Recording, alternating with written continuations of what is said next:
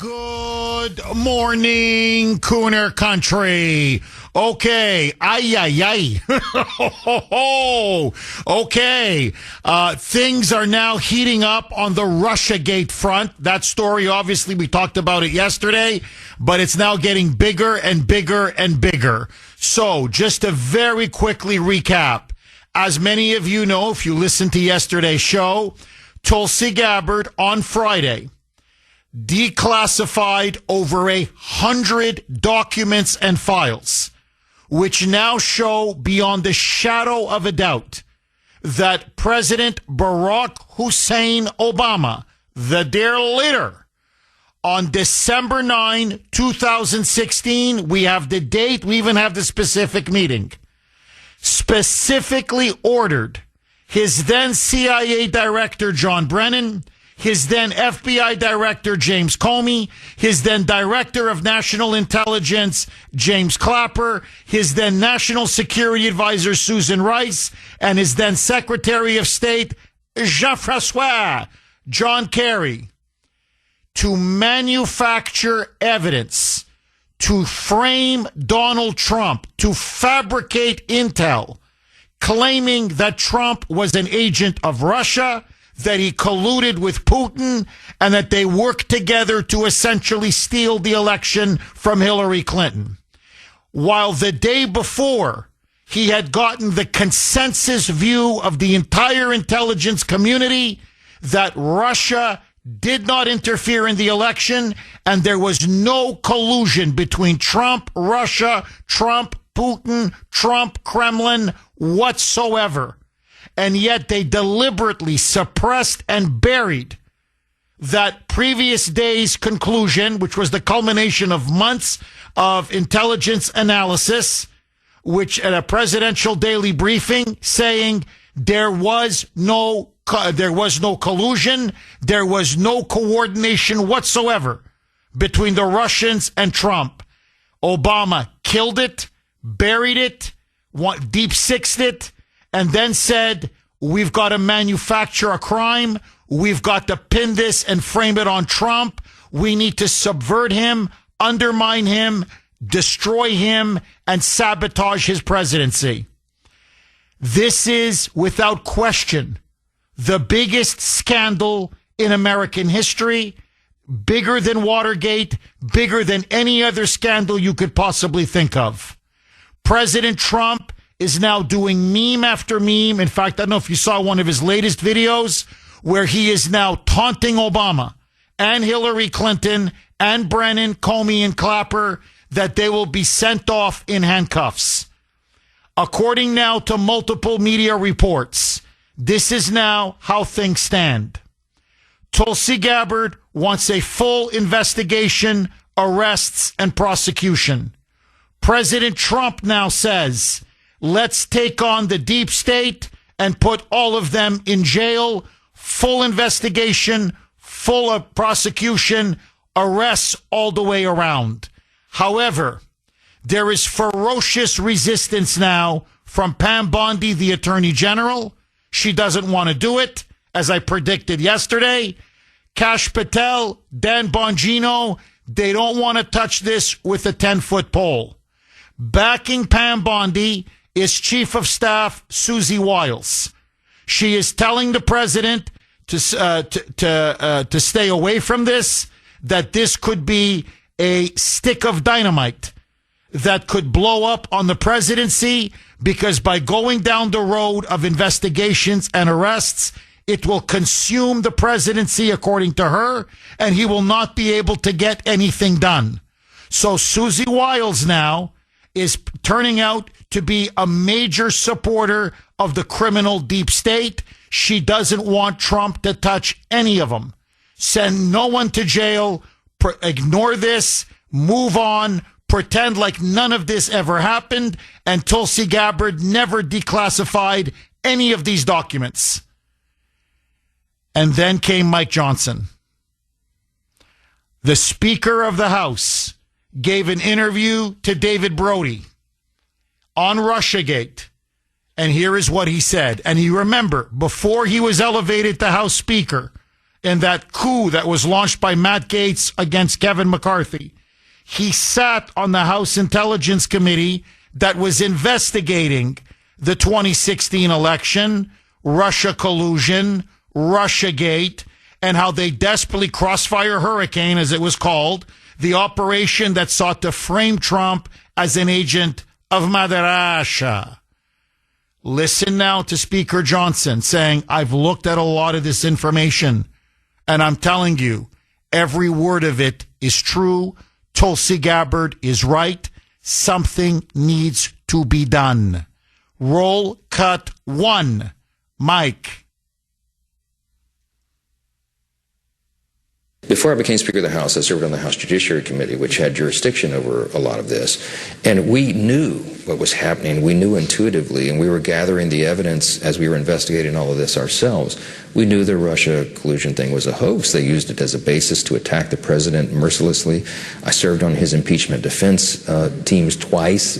That would be unheard of in history, that a president would be impeached twice on such spurless claims. But in those processes, as we were preparing for those defenses, as we were investigating with our oversight responsibility and judiciary, we recognized that the people who are being called out now were involved in a scheme. We knew that it was a shameless, false set of accusations.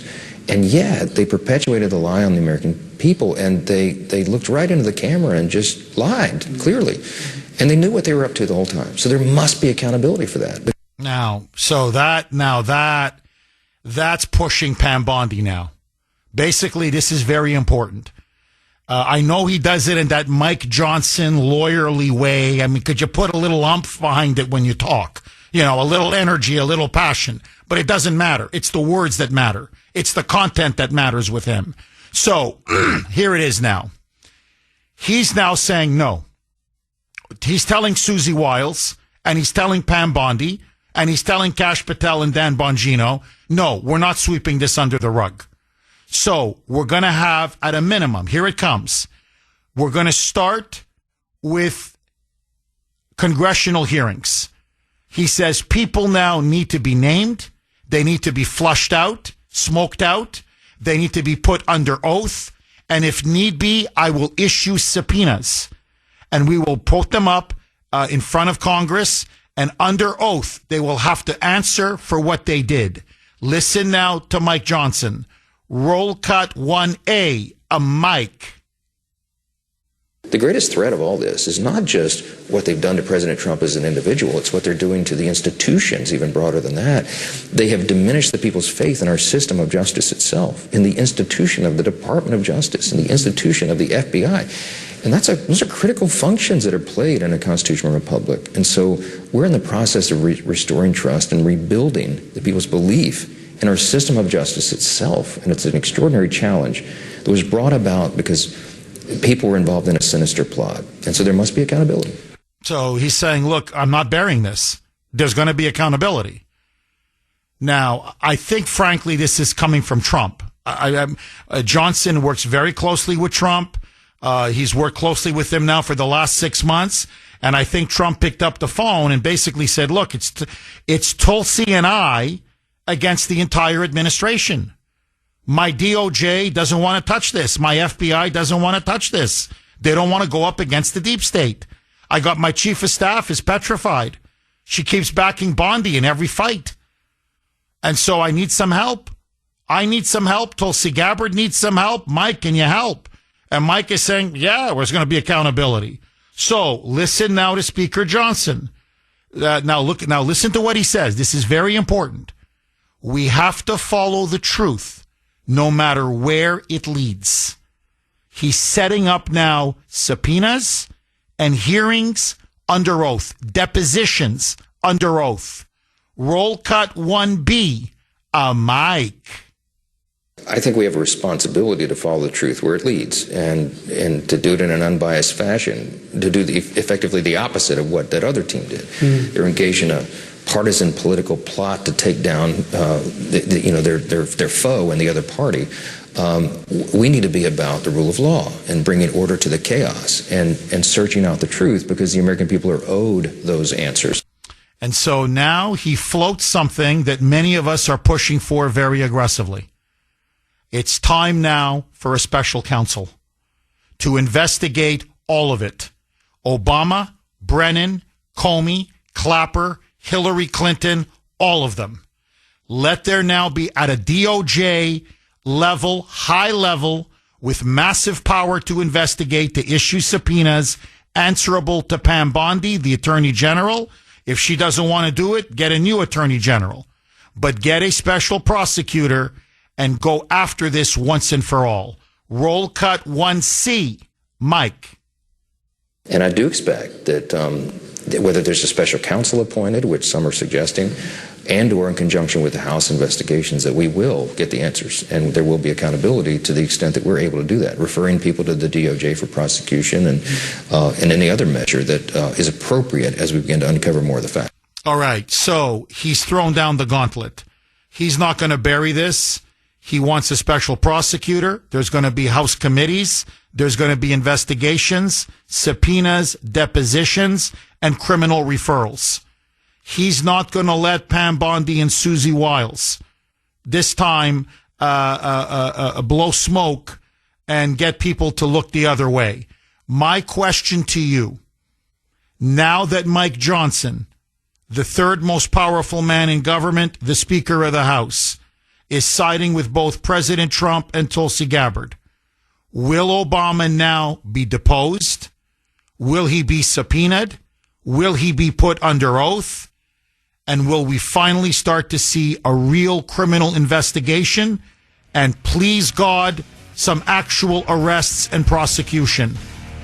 Okay, the noose now, as I said, is starting to tighten. It's tightening on Brennan. It's tightening on Clapper, on Comey, on all of these deep state criminals. Now, what is very clear is that Pam Bondi does not want to investigate or prosecute anybody. She is working ferociously behind the scenes to try to discredit Tulsi Gabbard, to try to downplay this massive scandal. She doesn't want it on her plate. She wants to do everything humanly possible to deflect from this and to move on. Now, she's also leaking to Fox News. If you've noticed, Fox now is not aggressively pursuing this story. She is very close with Fox News in particular. Yes, she goes on quite often. Basically, to me, that is her job. Her job is to go on Fox and to yak on the air and to make sure her hair is done and her makeup is perfect. And, she's obviously, they're setting her up to be their next legal analyst. That's very clear. But it's a two-way street. They also get a lot of information and a lot of access through Pam Bondi. So when you talk about, and through Holman as well. So you want to talk about, ICE raids, big stories regarding illegal aliens, outrage criminal stories where Fox is getting a scoop ahead of everybody else. That's because Pam Bondi and her people are feeding Fox. So Fox wants that access, and that's why they're going to essentially work with Pam Bondi and do what Pam Bondi says. And so if you've noticed, most Fox News shows aren't even discussing it. If they do, it is very low on their list of priorities. And already, I was just watching a little bit yesterday, and already they put their talking heads on. High bar. This is a high bar to indict anybody. Very high. Legally, I don't know if this can be done.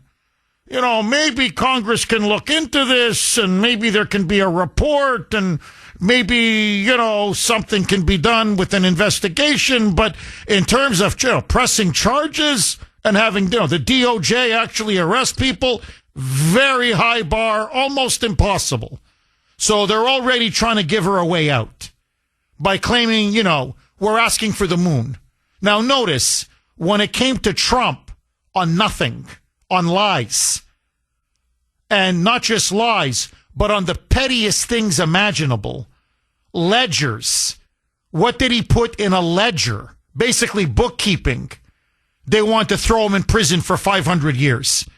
Classified documents that he was entitled to have as former president of the United States. They want to put him in prison for hundreds of years, unleash the FBI to raid his home with guns blazing.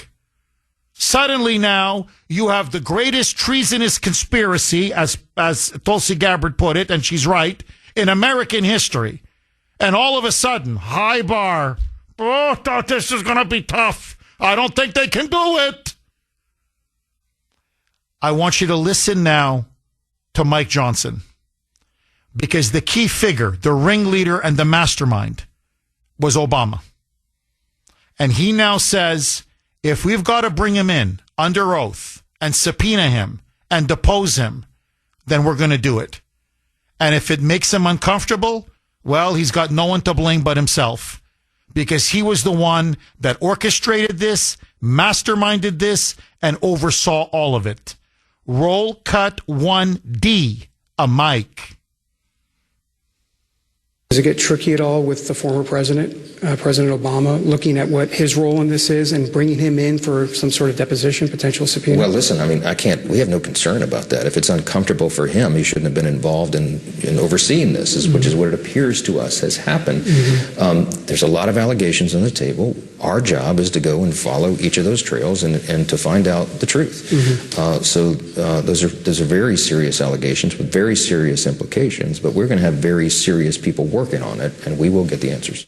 So, okay, so he's now setting the table for a full court press, a full congressional investigation with full subpoena power.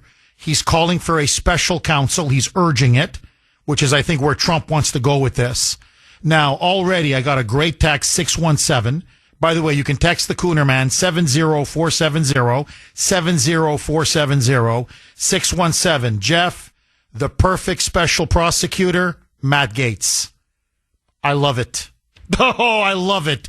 Appoint someone like Matt Gaetz, someone who's not afraid to challenge and take on the swamp, who's not afraid to make actual recommendations that people be prosecuted, indicted, and go to prison, who's not afraid to leave every stone unturned and to go after all of them. I mean, this could be one of the most momentous, decisive decisions in the history of American politics. And so the question now is, what's going to happen? Who is going to prevail in this massive internal struggle? And will Obama ever be deposed? Will a subpoena be issued? And will he be forced to testify under oath? 617-266-6868 is the number.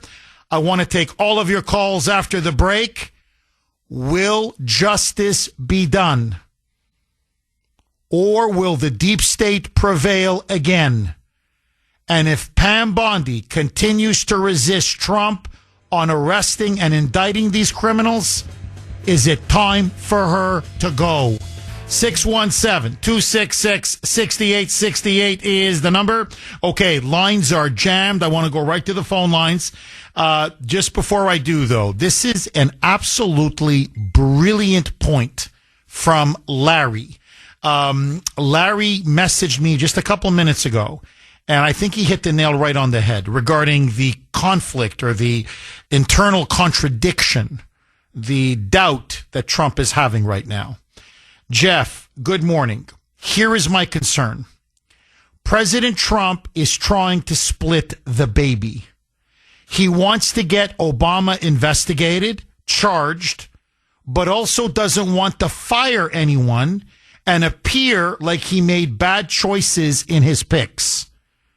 It's sort of like Comey's kid messing up both the Epstein and Diddy cases. I fear Bondi might botch it on purpose. Now, that's an interesting point. But no, look, there's no question. He's very conflicted about what to do. Why? On the one hand, it's very obvious. You go on Truth Social, you look at the videos that he's putting out, the memes. It's, Obama in handcuffs, Brennan and Comey and Clapper and Hillary, all in handcuffs. They're all going to prison. And he's taunting them and he's telling them, it's coming. Justice is coming. Get ready. You're going to pay for what you've done. You're going to go to jail. So you can clearly see he sides with Tulsi Gabbard all the way. he believes not only is this seditious conspiracy, and that this was pure treason at the highest level, and that there should be serious investigations and prosecutions. But on the other hand, he's got an attorney general that he's invested now a lot of his political capital in, who he keeps saying, she's doing a fantastic job. He doesn't want to get rid of her. That would be, again, an admission that he made a bad choice at AG, following the debacle in his first term with Jeff Sessions and Bill Barr. And it's also very early in his second term. It's not, she hasn't even put in one full year yet. So he clearly doesn't want to cut her loose, because politically it would make him look very bad. He would take a real political PR hit. On the other hand, this woman seems to be either out of her league and out of her depth, or she's petrified of the deep state. She's scared. For whatever reason, she's scared.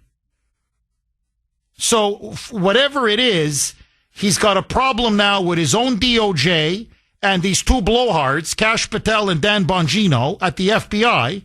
And now he's got Susie Wiles as chief of staff weighing in and siding with both Bondi, Patel, and Bongino to leave these criminal conspirators alone. Now, her argument is not that she's afraid of the deep state. Her argument is, well, no, you start going down the road of arresting a former president and putting CIA directors and FBI directors in jail, that's going to take all the oxygen out of the room, and you won't be able to push forward and enact your agenda. That's the strenuous argument she's making behind the scenes. My counter argument is an obvious one. You can walk and chew gum at the same time. That's why you have a Department of Justice.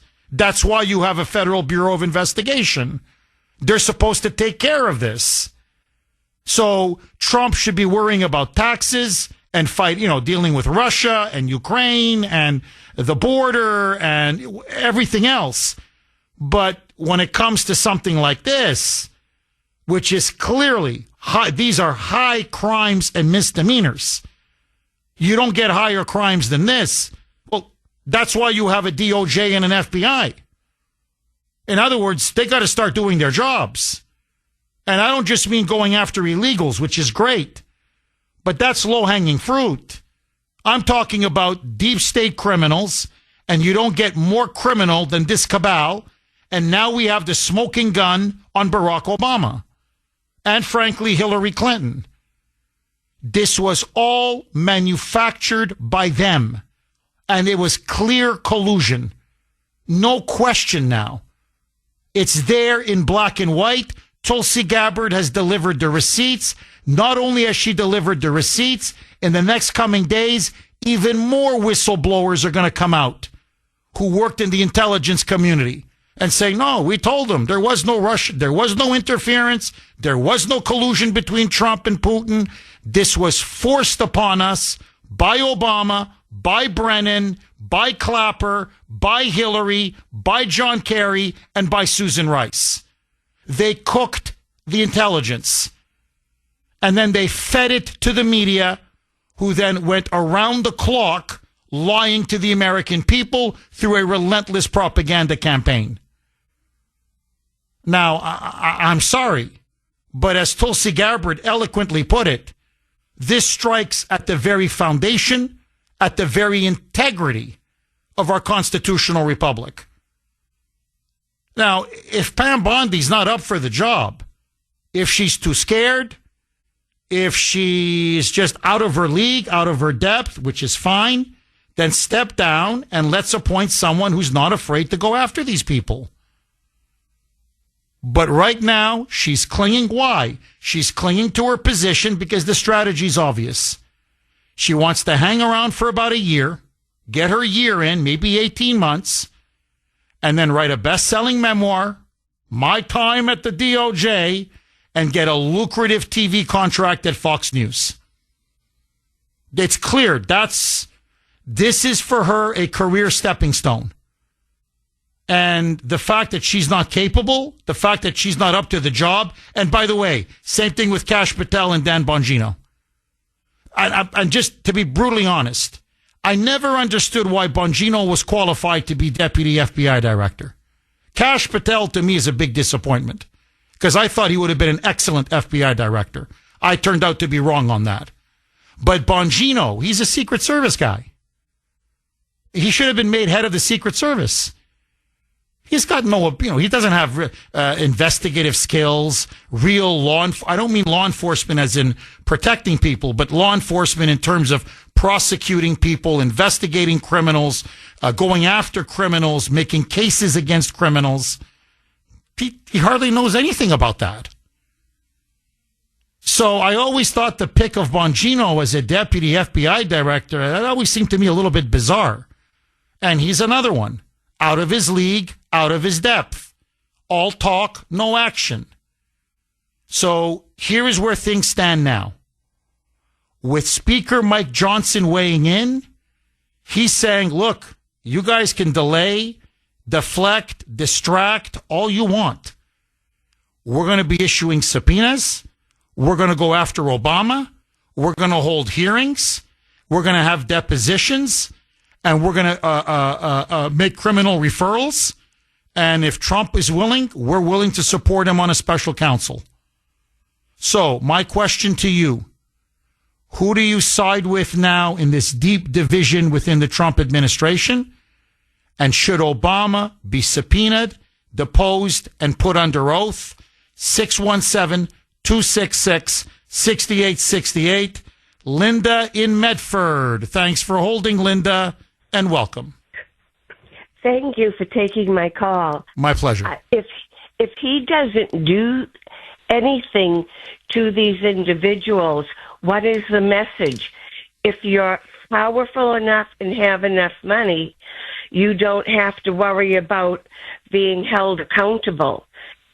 It would put such a bad face on our justice system. I agree. Linda, I think, look, this is where the rubber meets the road.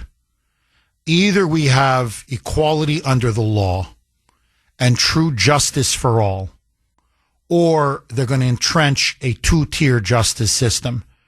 And remember, Trump ran on ending our two-tier justice system. 617-266-6868 is the number.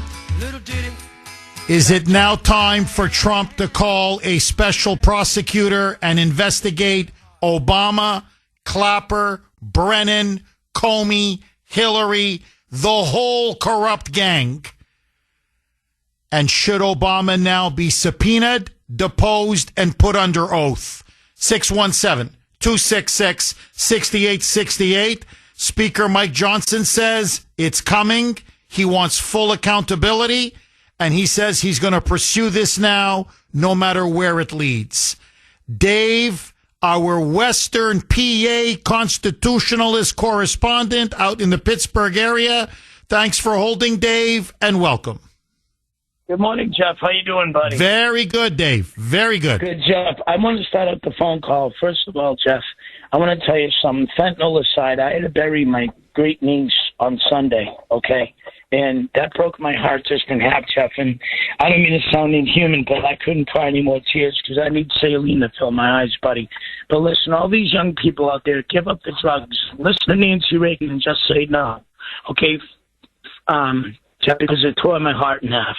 Dave, and I'm a hardcore Marine. It takes a lot to break my heart, Jeff. Oh, Dave, I know. You messaged me and you told me in private, and I'm happy you're sharing it with everybody because people need to know how dangerous drugs are and the scourge of fentanyl. It is killing our country. It really is. And Dave, my deepest condolences to you, to your family, to everybody. To me, to lose a child is, I don't know. I don't know how, her mother, I don't know how that poor woman is going to recover. There's a hole in her heart and it's never going to be filled. And so it's unthinkable. So I truly, my deepest condolences, my deepest sympathies, Dave, to you and to your whole family. Appreciate it, Jeff. Thank you. And I want to tell you something, Jeff. As a veteran, I didn't fight for this. I didn't fight for the deep state to turn on Trump like this either. Obama needs to go to jail. Same thing with Hunter Biden with his big mouth. in that interview recently. I know we're not talking about that, Jeff, but these punks need to be put in their place. And if the deep state wants to come after me, you better try, because I'm from Salem. I'll put a hex on them, Jeff. I don't care. So, but long story short, buddy, the deep state needs to pay. You know, they were afraid of Trump. They were afraid of him like Dracula to the cross. Okay, Jeff, and they need to pay. You know, Pam Bondi needs to get out of there. We need to get the guy from Texas, the attorney general down there, and get some of Ken Paxton. Oh, he's a pit bull. Dave, if this guy was AG, he'd be snarling. He'd be jumping off his feet, jumping out of his chair to be issuing indictments. Dave, I don't know what it is with her. She seems to be timid, afraid, shy, uncertain. She's always looking around as if she doesn't really know what's going on. I don't know if the job is too big for her. I don't know if she's been threatened. I don't know what it is, but it's like she's been neutered. It's not that she's a bad AG. She's not a bad AG. She's just almost a bit like Sessions. She's a nothing AG. She just doesn't do very much. And Kash Patel, and I know he and Dan Bongino are very good friends, which is why I think Kash Patel brought in Dan Bongino. But, you know, Kash Patel, you read his book, Government Gangsters, he was going to put everybody in prison. He literally talks about Crossfire Hurricane.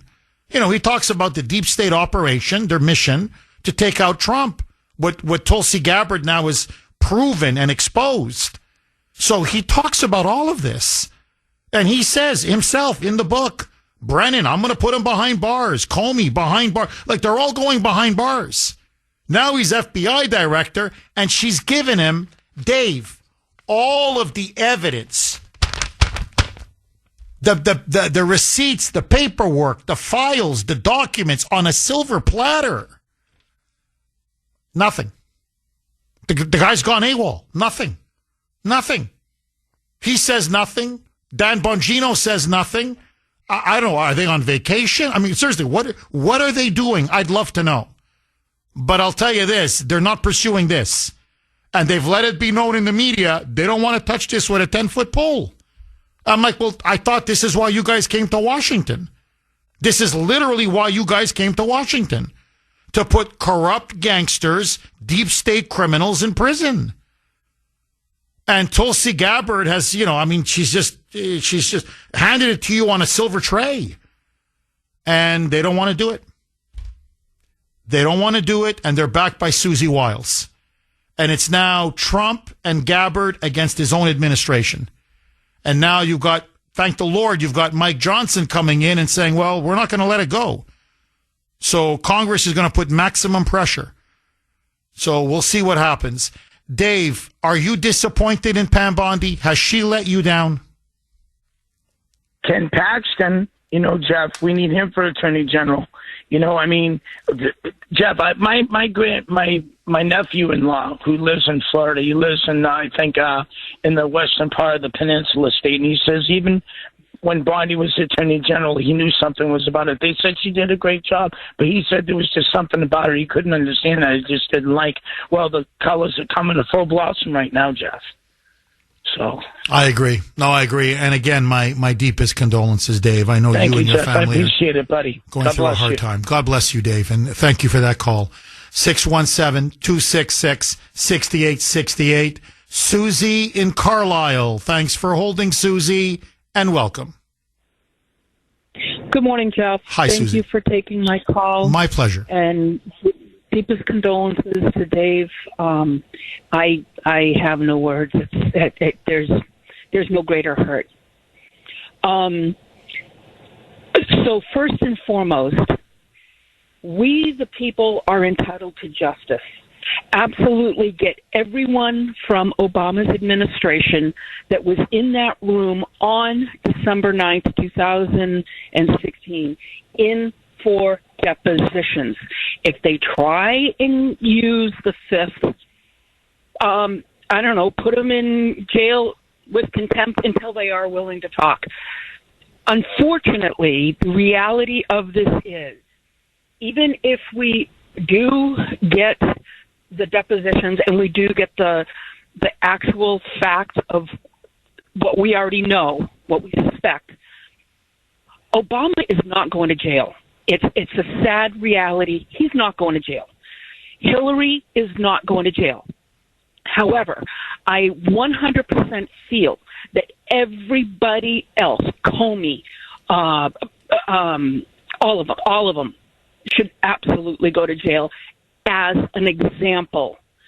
We need to make this very public. This has to stop. If we don't stop this now, the next 250 years of our nation is only going to get more complicated, more difficult, and it's going to be harder and harder to keep our sovereignty, keep our nation. We must protect our nation. I don't care about optics here. I don't care. They committed crimes. Treason is a crime against this country, against we the people who are entitled to justice. Susie, I couldn't have said it better myself. And I think you put your finger on it. This is about the future survival of our republic. In fact, that's what Tulsi Gabbard is saying. Look, just stand back objectively, okay? Just objectively. This is what they did. And it's no longer we think it, we suspect it, we're 99.9% sure. Now it's 100%, or as I like to say, 1,000%. It's there, black and white, files, reports, memos, emails, documents. It's all there. It's all there. Tulsi Gabbard dotted her I's, crossed her T's. They didn't just destroy evidence. They didn't just suppress intelligence. They suppressed intelligence that said the person that was elected by the American people, Donald J. Trump, never colluded with Russia. His campaign never coordinated or colluded with Putin, the Kremlin, Russians, Russia, that he was 1,000% innocent. And the very next day, Obama kills it and says this will never see the light of day. And then the very next day says, now remember, he's not just targeting an innocent man. He is targeting now the incoming president of the United States who just defeated Hillary Clinton, fair and square. He beat her. That was the choice of the American people. That was the voters decided that.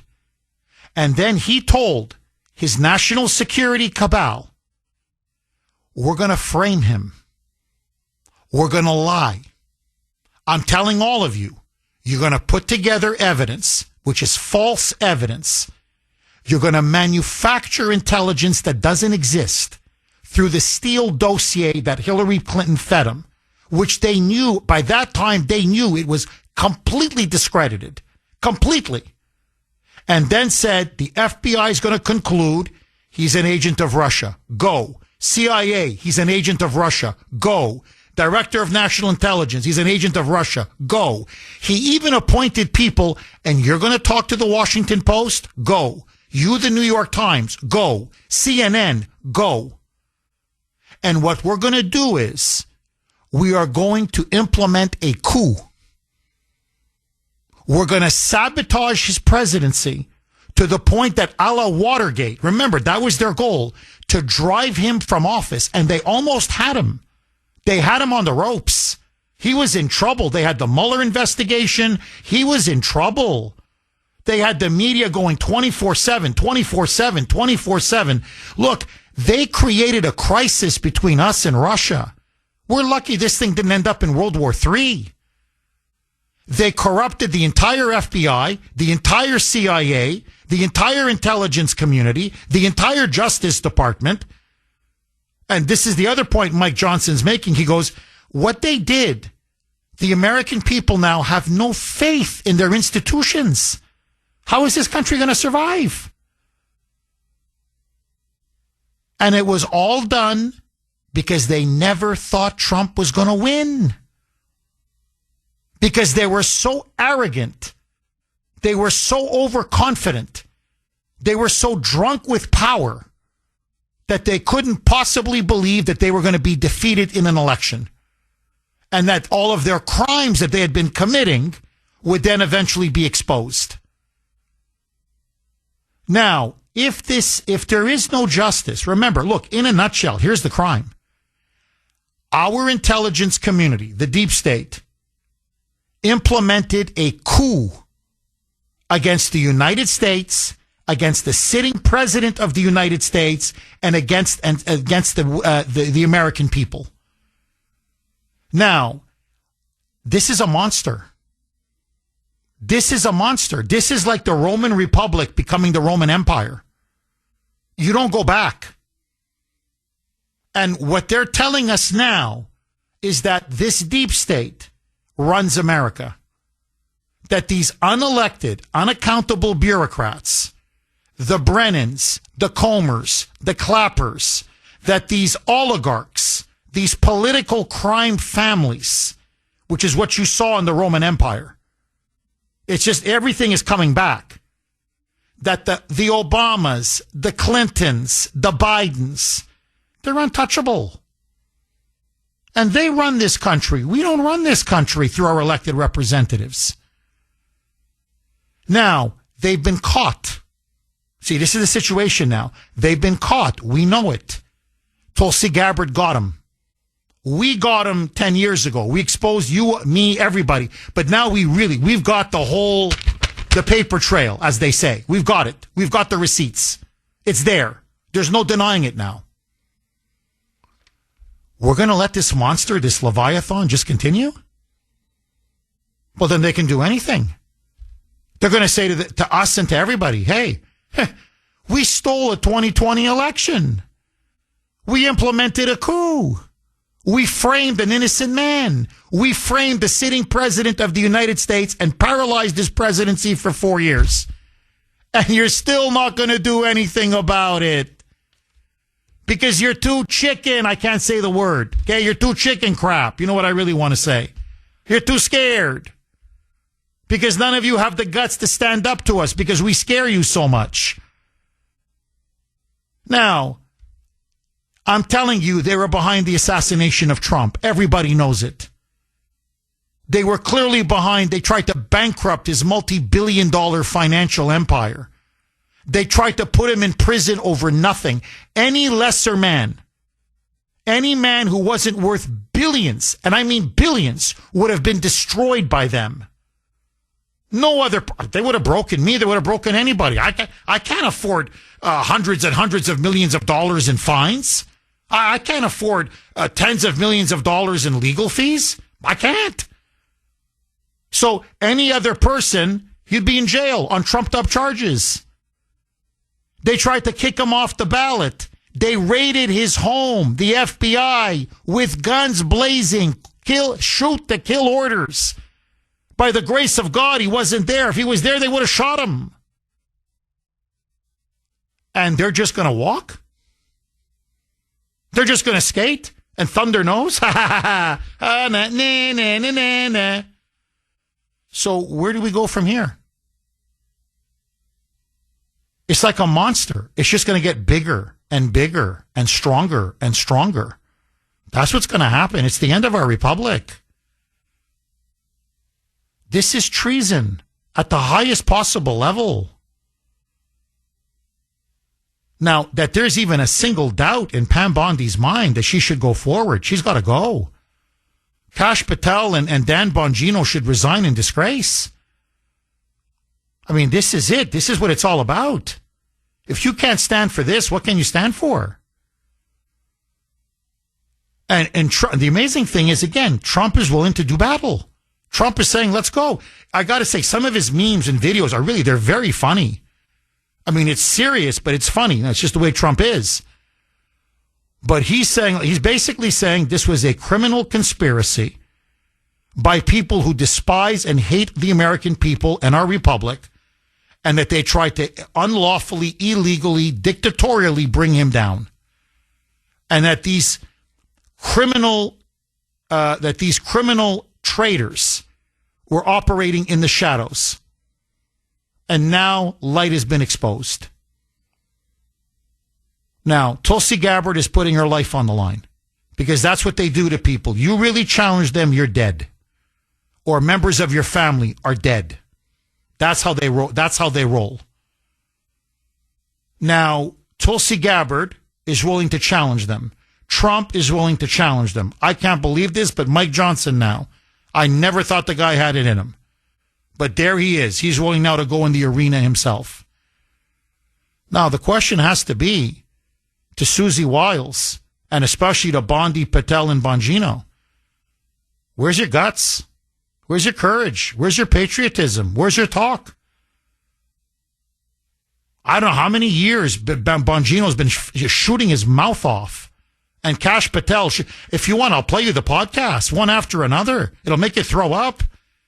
Everybody in Washington's going to go to jail the way these guys were talking. And now they're like church mice. So, no, Susie, there's no question. This is it. And look, put Obama under oath. He's going to lie under oath. He's going to have to lie under oath. Put them all under oath. They're all going to have to lie. Or they're going to have to try to invoke the Fifth Amendment, which is just as damning. At a bare minimum, let the country and the world finally know who Barack Hussein Obama really is, who Hillary Rotten Clinton really is. Let them see the truth. It will destroy the Democratic Party. Susie, final word to you. I mean, am I wrong? No, you're 100% correct. And once they do depose them, they need to put those records public. We, the people, are entitled to justice. We, the people, are entitled to be able to combat this evil. I'm with you. Susie, I'm with you all the way. Thank you very much for that call. Let me ask all of you, agree, disagree? John in Lowell. Thanks for holding, John, and welcome. Good morning, Jeff. Hi, John. Jeff, maybe this is wishful thinking. Okay, Bondi doesn't want it. Bongino doesn't want it. Patel doesn't want it. Could this possibly be a setup to bypass them, leave Trump no choice? Is it the adjunct general that's the attorney general in the military? I'm sorry. The title? Could you repeat that, John? Is the adjunct general the main attorney general for the military? Yes. I might have the title. It is. Okay. You know what? Put it before them. The only way this is going to work, Jeff, is military tribunals. They're not going to go try to kill the military people, Jeff. It's not going to happen. And then televise it so everyone knows there's no shenanigans, and it's put out there, pure fact on TV. This is what it is. This is treason, Jeff. This isn't a little bank fraud or a little Biden fraud. This is treason. So you put it in the hands of the military, Jeff. No, I love it. John, I love it. I love it. That's it. It's the only way. Well, John, let me ask you this, because I think there is a second way that they're contemplating. I like your way. Don't get me wrong. But I think that's why now they're saying go special prosecutor. In other words, and if it's, now depends who, but let's say they go with Matt Gaetz. Gaetz as a special prosecutor, you do an end run. That's how you go around Bondi, Patel, and Bongino. If they won't do it, the special prosecutor will do it with basically, almost unlimited subpoena power. So he can he can get everything. What do you think of that? Where has special prosecutors ever gotten us? You said it earlier, so-and-so's a pit bull. Everyone's a pit bull until they get there and get in the position. Interesting. That's a good point. 617-266-6868 is the number. Okay, some really good stuff coming in, obviously, from the texts, emails. The calls, as always, are top of the line.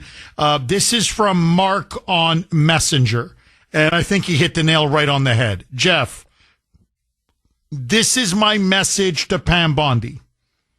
This is full-blown treason, no matter which way you look at it. And they cannot just sweep this under the rug because everyone will start committing treason with no consequences. Hell no. And like I said yesterday, Jeff, this is Bondi's make or break moment.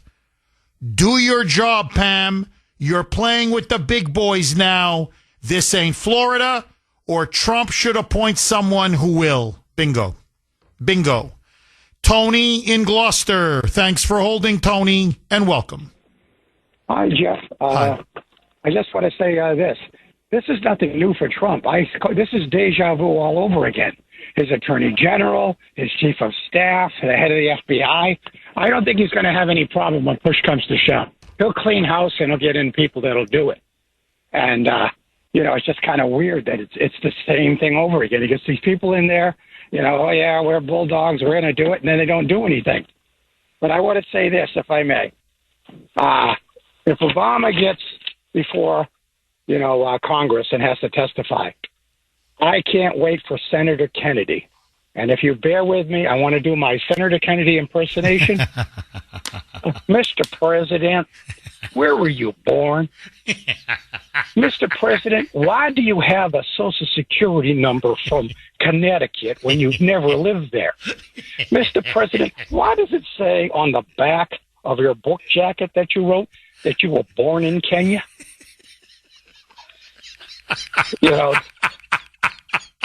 I got to say, by the way, you do a really good Kennedy. I got to say, really good Kennedy. You're right. Kennedy would ask him those kinds of questions. He'd shred him. He would shred him.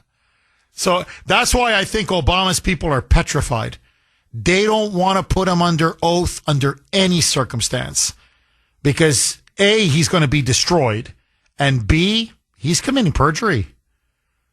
And, and you televise this, it'll be perjury in the eyes of the entire world. I mean, the American people will see it for themselves. So I think that's why this thing I think people have to understand this was a real shot across the bow by Mike Johnson. I'm like, whoa, Mike. Mike, I didn't think you had it in you, Mike. Tony, I want to go back to something you said because I think it's like sort of Trump's Achilles heel. We've seen this movie before with him, his AG, his FBI director. And, I don't want to use sports analogies talking about something as serious as this, but I just can't seem to, I don't know, my mind seems to be going there. Brady, as everybody knows, was the greatest quarterback of all time, no question. Yet, for whatever reason, and it didn't matter, even the years they won Super Bowls and championships, and they go down to Miami, and I don't know what the hell it is. I don't know if it's the humidity. I don't know if it's the stadium. I don't know if it's because everybody's partying. It's Miami and they're not ready for the game. Whatever it is, Miami always had their number. And it didn't matter. It could even be a horrible Miami team. And the Patriots could have one of the best teams in the league. They go down there and for whatever reason, they come back with an L. They don't come back with a W. It's just these things in life. It happens to people, teams. It's just they have a certain Achilles heel, inexplicably. I don't know what it is about Attorney General. I don't know what it is about FBI Director. But for whatever reason, it's like his Achilles heel. It's like they're his Miami Dolphins. He just can't seem to get it right. Am I wrong, Tony? Oh, you're not wrong. And chief of staff. You're right. No, it's true. Yeah, I've been saying it before. I don't know if he'd ever do it. I think he should put in Don Jr. I think Don Jr. Would strike fear in people not doing their job. I mean, he's a bulldog. He's a bulldog. Tony, thank you very much for that call. No, you're right. Chief of Staff, AG, and FBI Director. I don't know what the hell it is, And I don't know. Maybe it's because they come in and they talk tough. And he goes, well, okay, it looks okay. Let's do this, Okay, they've said that's my kind of AG. And it's, very high profile, a lot of media attention. It's a plum position in the sense that everybody knows the name of the Attorney General. Everybody knows the name of the FBI Director. And the Chief of Staff has immense power. So maybe it's the kind of people it attracts. I don't know. But this, so far, it's like, again, tremendous presidency, immense successes, incredible achievements. But some of these personnel picks, you start scratching your head.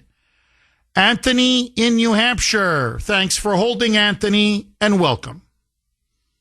I'm with Tony. Jeff, I'm with Tony. I've seen this movie before. I know Kuhner Country's not going to like to hear this, but I'm as Trump was. I got on the team to help get him his first political win in New Hampshire. I was a chairman on Team Trump. At some point, we have to look at the person who's holding the bowling ball, and is not throwing it down the lane to the pins. And the person that's in charge right now is one Donald J. Trump. And I've seen this movie before, and we've seen him not fire people, and we've seen him not do anything. And I'm at the point now where if I don't see that ball going down the lane within the next month or two, I'm done with Trump. Because I'm not a blind loyalist follower, and at some point we can point that finger at all the people that we want, but there's one person that we elected to be in charge of them all. And if he doesn't do something about treason, I'm done. I'm all done with the man. Anthony, do you think he should fire Bondi, like on the spot? In fact, Anthony, do me a favor, please. I'm up against a hard break. I want to come back to you. Look, Bondi doesn't want to do it. I can't tell you. I mean, she's really putting up a ferocious fight. 617-266-6868. Okay, I want to go back to Anthony in New Hampshire, but just to set it up for him, because this is the question I'll be asking Anthony. I want to ask of all of you, Kuhner Country. It is the Kuhner Country poll question of the day, sponsored by Mario's. Mario's Quality Roofing, Siding, and Windows. Simple, direct, to the point. Should Attorney General Pam Bondi be replaced? Is it time for her to go? A, yes. B, no. You know where I stand. I'm a yes all the way. What are you waiting for? But that's me. I want to hear from you. You can vote on our webpage, wrko.com/Kuhner, wrko.com/Kuhner, KUHN as in National ER. You can also vote via X. I'm very active on X. My handle there, at the Kuhner Report, KUHN as in National ER. Right now, it's practically 50-50. It's 54-46. Okay, it was 54-46. There's a lot of votes that just came in. It's 63-36, 63-37. So it's starting to go 2-1 against Pam Bondi. But anyway, there's still a long time to vote. I want to hear from you. Should Bondi be replaced? All right, Anthony in New Hampshire, I've got to ask you, you're saying the buck stops with Trump.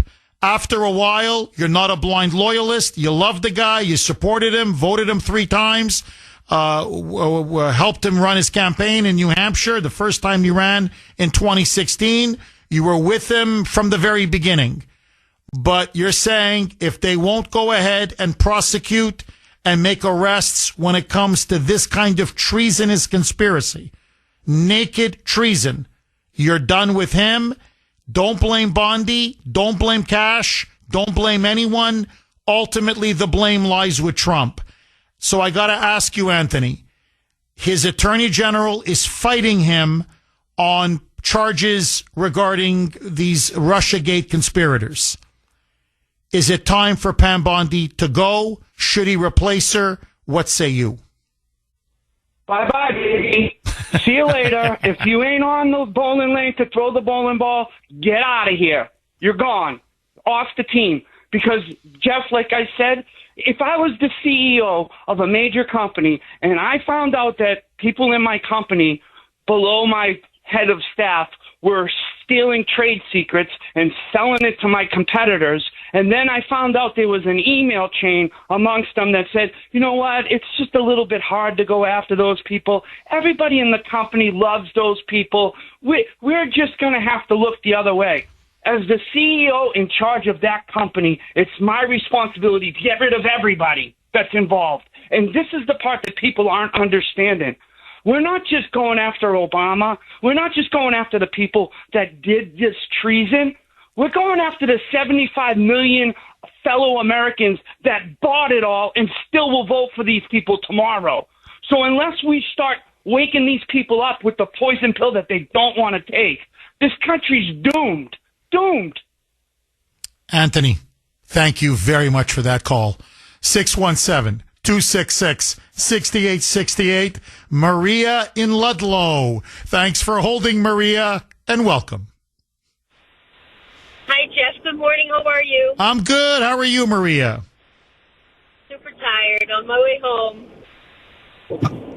Another long shift at the hospital, Maria? 16 hours. Wow. I don't know how you do it. I really don't know how you do it. No wonder you're exhausted. But I am calling to say I 1,000% agree with the last caller, Anthony. If I'm not good at if I'm hired to do a job and I don't do my full potential, what I was supposed to be hired for, my behind is out the door. I mean, there's no more second chances, third or fourth chances for Pam Bondi. She needs to go. There's no ifs or buts about it. She had opportunities to do the right thing. She's choosing not to do the right thing. She's choosing not to do her job. She has broken her oath. She needs to go. President Trump needs to understand that the American people voted for him, and they want transparency, they want the truth, and they want to get these people that had done him wrong and done us wrong, for that matter. So, Pam Bondi, honey, in the beginning, when you first got in that position, I was like, this woman is going to go for the jugular. And then you slapped reality into my face when you're like, not wanting to prosecute anybody. I was like, I'm done with this broad. She needs to go. She needs to get fired and understand that if you're not willing to do your job accordingly to what you were hired for, somebody else will do it. I will go in there and do it. This Portuguese right here, Jeff, I would go in there like sweet baby Jesus. But the point is Cash Patel and Bongino, whatever his name is, they need to do this.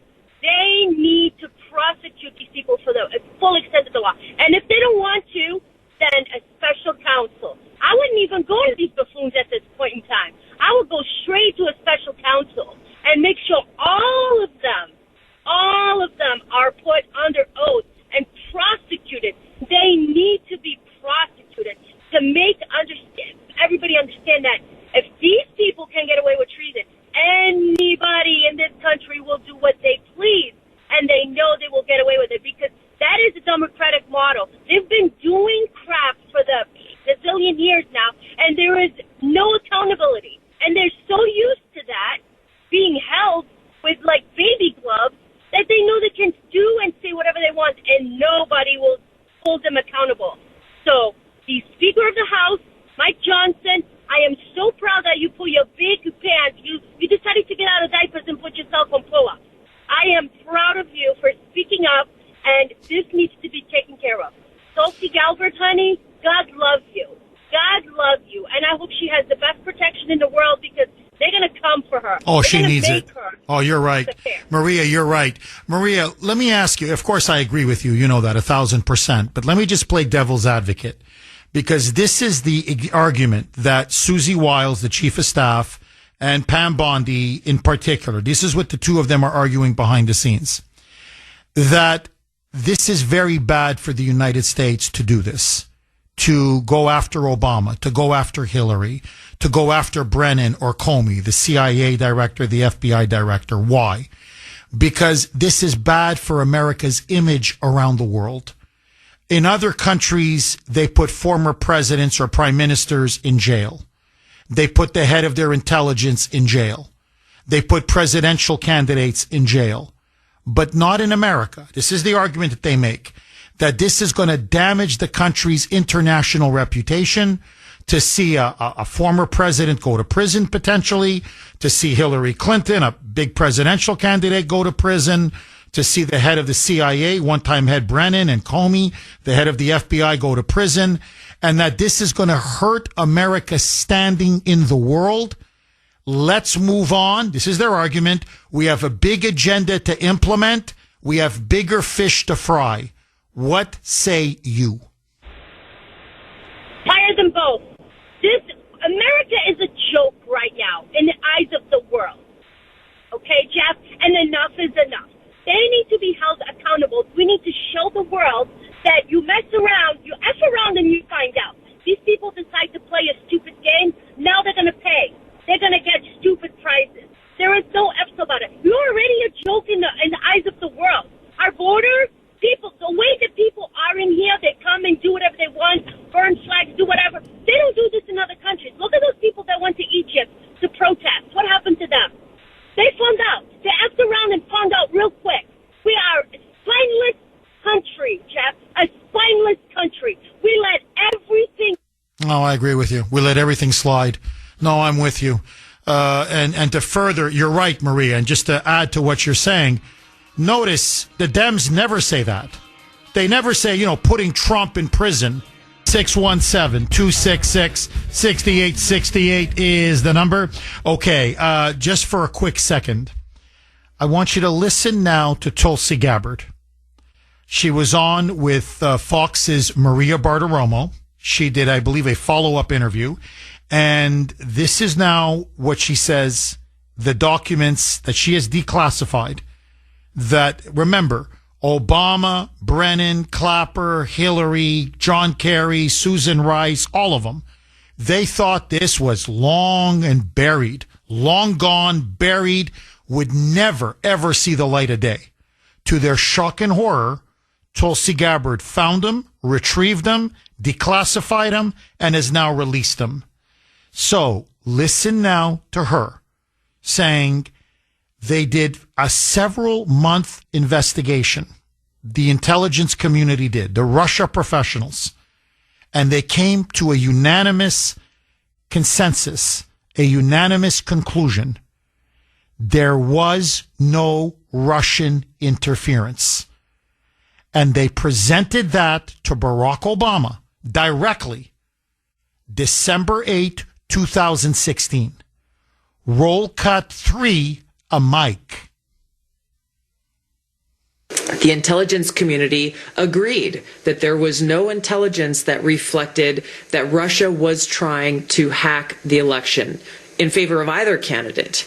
The evidence showed, the intelligence showed that, again, Russia did not have either the intent nor the capability to be able to impact the outcome of the United States election. So it was very striking when we look back again at the documents that I declassified and released that shows there was a shift in early December, the first week of December. So they come to this conclusion. Now, remember, that whatever you think about Putin, it's not saying Putin is a great guy. It's not saying he's a defender of democracy. What they're saying is the Russians lack the ability, the capability to be able to tilt the election either in Trump's favor or Hillary's favor or anybody's favor. And that's what the intelligence showed definitively, decisively, irrefutably. But then by December 9, everything changed. Now, to nail this down, they then present this document. Now, remember, it's the daily presidential briefing. So they give it to him with the expectation, well, there's no interference. There was no collusion. I'm sorry, case closed. Obama and Biden, as a standard protocol, should then publish it. Give it to the media, present it to the American people. There was a thorough internal investigation by our own intelligence community. And I'm sorry, there was no collusion. So here are the facts and nothing but the facts. But Obama didn't do that. Listen now to Tulsi Gabbard. Roll cut 3A, Mike. Again, another document was produced by the intelligence community, a president's daily brief that was consistent with every other assessment that was done previously leading up to the election. Russia did not, this is after the election now, did not attempt to affect the outcome of the American election. That was never published. They buried it. They nixed it under Obama's orders. In other words, the truth is not going to come out. The American people are not going to get the truth. Here's what they're going to get instead. The meeting was called for December 9, 2016. Now, this is Obama's problem now, because think about it. Now there's this sort of Damocles is now hanging over his head because he's going to be subpoenaed, potentially. He's going to be deposed and put under oath. Brennan was in the room. Comey, Clapper, Susan Rice, Loretta Lynch, remember her, the Attorney General, she was there. Andrew McCabe, Deputy FBI Director, he was there. Jean-François, John Kerry, was there, plus some other senior staffers. Now, there's too many people in the room. It's going to come out what he said. Plus, they all wrote memos. So everybody, there's not just eyewitness accounts, there's literally memos. There's a written trail of what he said. So he can't get out of this. Now, he then tells them, no. All of you are now going to say Russia not only interfered, but Trump colluded with Putin and the Kremlin. You got it? That's the new false narrative. That's the propaganda. That's going to be now the official line of the entire intelligence community and the entire FBI and the entire Department of Justice. Are we on the same page now? Wink, wink. Roll cut 3B. Mike. The very next day, this meeting was called, a National Security Council meeting, bring together all of the senior leaders of President Obama's cabinet, and the topic that was put forward was a sensitive matter. The tasks that came out of that meeting was coming from President Obama directing the intelligence community, then Obama's ODNI director Clapper, to produce a document, to produce an intelligence assessment that detailed not if, but how Moscow affected the outcome of the election that had already occurred, electing Donald Trump to the presidency. To lie and to frame Trump, an innocent man, the incoming president, as an agent of Mother Russia. Now, please stand back again. This is Obama. Now, we know the backstory. We know what happened behind the scenes. After he gives this directive, he then holds a press conference. Now his people are leaking like crazy to their select media outlets. Now they're concocting this public firestorm. Russia colluded. Russia interfered. Trump, Putin, my God. Oh, my God. Putin got Trump elected. So the media now starts to ask Obama, right? This is the game they play. Well, did Hillary lose not because Trump beat her fair and square, but because of Russian hacking? Now look at how sly, how devious and cunning Obama is. Listen to his answer. He doesn't hit you over the head. He subtly pushes everybody in one direction. Roll cut 3C, Mike. Clinton lose because of the hacking? I'm going to let all the political pundits in this town have a long discussion about what happened in the election. It was a fascinating election, so I'm sure there are going to be a lot of books written about it. Now, in other words, now they're leaking. So all the pundits are like, Russia, Russia, Russia, Russia. So he's asked, well, did she lose because of Russian hacking? Hey, I'm gonna let all the political pundits. He doesn't say no. He doesn't say, look, my intelligence people looked into it. No, I'm sorry, guys, nothing happened. No, he and his people are leaking to them. They're now talking about Russia, Russia. So he says, well, listen to all the people in the media. And what are they all saying? Russia, Russia, Russia. Trump had colluded with the Russians, the big lie. Then he's asked by a reporter, follow up, and listen to his answer. They say, look, I want to ask you point blank. Did Trump collude and coordinate with Putin and the Russians to steal the election from Hillary Clinton? Because the Russians are saying it's BS. Bravo Sierra. Putin's going nuts. The Russians are going nuts.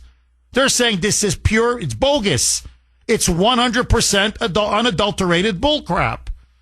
Listen now to Obama's answer. Roll cut 3D. Mike.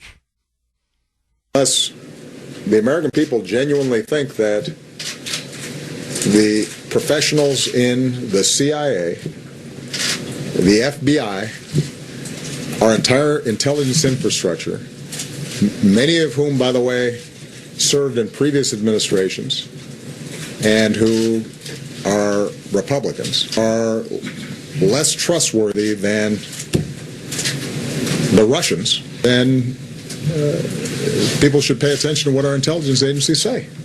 There you go. Huh? Now, look at the way he positioned himself. It's not me. No. Hey, who are you going to believe?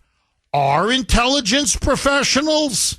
The CIA, the FBI, hey, everybody in the intelligence community. Or are you going to believe the evil Russians? Putin. Who are you going to believe? Us or them?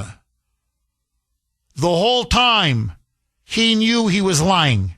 He knew he directed that intelligence community to frame Trump as an agent of Russia. He knew it. And look, and almost as if it's treason, right? Almost like, well, how dare you? You're going to question us? Our CIA? Our FBI? American intelligence professionals? Our people? And you're going to take the word of the Russians over our people? How dare you? So he laid the groundwork. Trump won because of Putin. Trump stole the election from Hillary. Leslie Stahl, CBS. Now you got to hear this. One of the key media outlets that they fed this bogus information. Actually, it was disinformation. This disinformation, or as the Russians would put it, disinformatio. Misinformatio. Okay, this misinformation or disinformation was not just CBS News, but 60 Minutes in particular. So 60 Minutes knew Trump never colluded with the Russians, but they were lying on behalf of the deep state because they wanted to bring down Trump. So Leslie Stahl does an interview with Trump. Remember this? It was infamous at the time. We talked about it extensively. And Stahl cuts him off and says, no. Don't you tell me there was no Russia collusion. This is 60 Minutes. Nobody lies on 60 Minutes. Roll cut 4. Mike. They spied on my campaign. There's no real evidence of that. Of course there is. No. It's all over the place. Leslie, Sir, they spied on my campaign and they got caught. Can I say something? This is 60 Minutes. And we can't put on things we can't verify. You won't put it on because it's bad for Biden. We can't put on things we can't verify. Leslie, they spied on my campaign. Well, we can't verify It's been totally verified. No. Of course they spied on his campaign. That's all come out. That was one of the reasons why they fabricated this intelligence. They manufactured it so they could get FISA warrants. Well, the Russians are colluding. We have to see. It's a national security threat. We have traitors surrounding Trump. And so they illegally spied on his campaign, and then what he didn't know at the time, on his presidency. They were spying on the president of the United States. Now, Leslie Stahl knew all of this. This is 60 Minutes. We don't tell the truth. We peddle deep state propaganda. It's disgusting. I'm sorry, it's disgusting. Now, let me just play a few more, okay, because you got to hear this. This is Brennan. 2017 on Fox. And now Trump, of course, if you remember, he's like, hey, I'm innocent. All you got to say, I'm innocent. I'm being framed. Hey, what Russia? What? I colluded with who? So Trump is like, what are you talking about? I'm being smeared. I'm being framed. I'm being set up here. Listen now to Brennan. Listen to this liar. Roll cut 4A. Mike.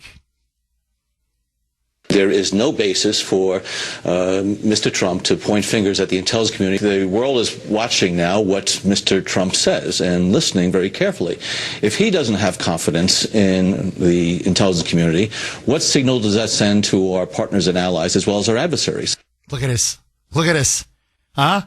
Almost again, like he's a traitor. Like, you have to believe the deep state. How can you question our intelligence community? What kind of a message are you sending to the world, to our allies? You don't believe us? Adam piece of Schiff. Oh, by the way, I think they got him on mortgage fraud. Trump is urging now an investigation, a criminal investigation and possible indictments. This guy, it's like Letitia James. This greedy little SOB looks like he lied on mortgage fraud applications to get himself some better interest rates, okay? But let that go. Remember him? He was being fed all of these lies, and he knew they were lies. He knew it. And he would go on TV over and over and over, repeating these smears and libels and defamations against Trump. Listen now. This and remember what this is early on. This is still just before Trump is about to be inaugurated. And when Trump's already saying, no, the intelligence community, they're lying. I had nothing to do with this. Well, I had nothing to do with Russia. They had nothing to do with me winning the election. Listen now to Adam piece of Schiff. Roll cut 4B. Mike. The president-elect has really denigrated the intelligence community, has called their integrity into question, has basically said he doesn't believe the intelligence on Russian hacking. Yeah, and guess what? He was right, and you lied. And you lied willfully, repeatedly to the American people. They did lie, and they did frame him. They did, completely. I could play you 4 hours of cuts. I'm just going to play you 20 seconds. Here's a montage. Nancy Pelosi, Adam piece of Schiff, Kamala Harris. I could go on and on and on. I'm just going to limit it to these three. Here's what they hit Trump with again, thousands of times, again and again and again, for days, weeks, months, years into his first term. Roll cut 4C. Mike. We saw cold, hard evidence of the Trump campaign eagerly intending to collude, possibly, with Russia. You can see evidence in plain sight on the issue of collusion, pretty compelling evidence. The current president of the United States has taken the word of the Russian president over the word of the American intelligence community. I believe that the president is compromised by the Russians. Okay.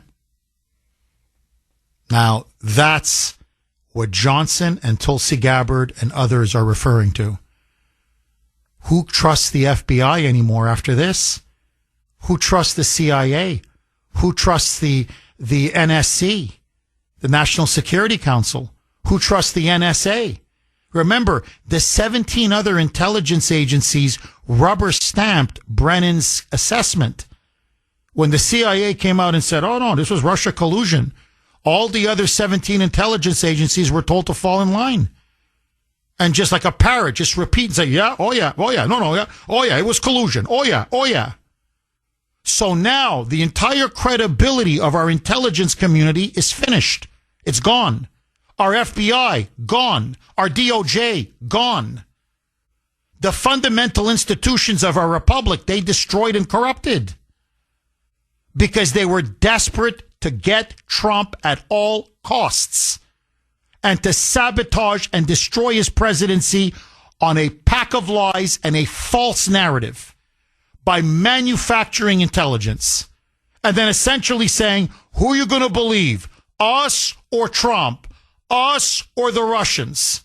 Well, it turned out Trump was telling the truth, and yes, Putin was telling the truth. The only liars were them, starting with Obama.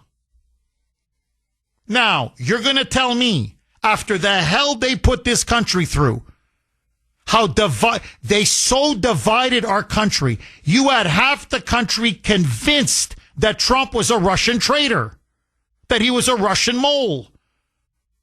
I felt it because everybody was accusing me of being a Russian traitor for supporting Trump. And Mike's is like, are you not? No, my Russian's not good enough, Mike. They wouldn't take me into the FSB. They go, your Russian sucks. We don't like the accent. But I mean, just think about it. What they pitted families against each other, friends against each other. This is what they did.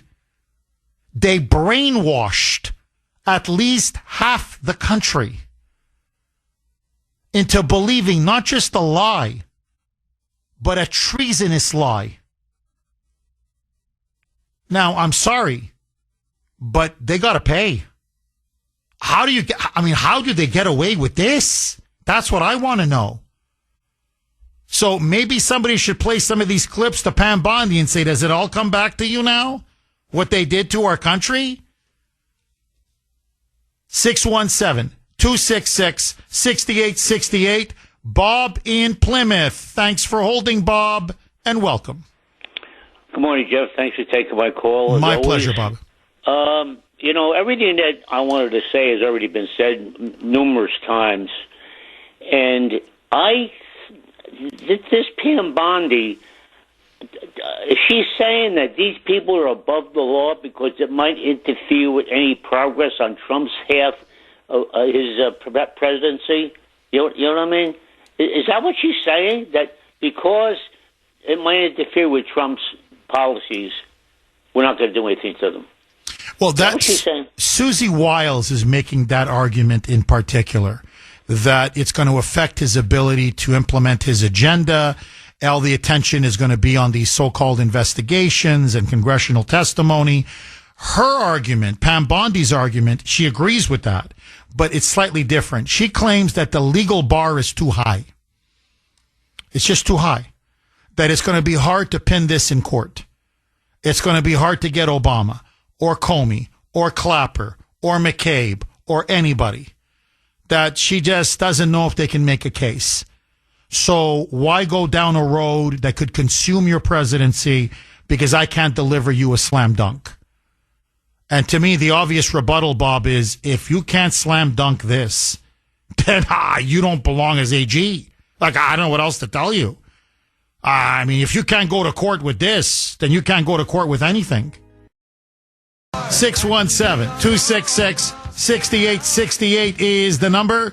Mark in Lowell. Thanks for holding, Mark, and welcome. Hi, Jeff. Hi, Thank Mark. you for having me on. My pleasure. Hey, no problem. My thing is that I kind of believe what John believed way back at the beginning, which is there's this all treason of one sort or another, call it conspiracy, call it a coup, call it insurrection, whatever you want to call it. And there's two types of treason, one for civilians and one for people who took the oath of office and military. And I believe as you go through this, I understand the public display in the, congressional hearings, but just refer them to the right place, to the military tribunal or to Pam Bondi. And that's it. Just move on. Who cares? Let those groups do whatever they need to do. And, but I already know what politicians want to do. They want to get their 5 minutes of fame. So anyhow, that's the way I feel about it. It's basically these guys need to be stripped of the stars and stripes. And they are considered, as anyone who was sworn in.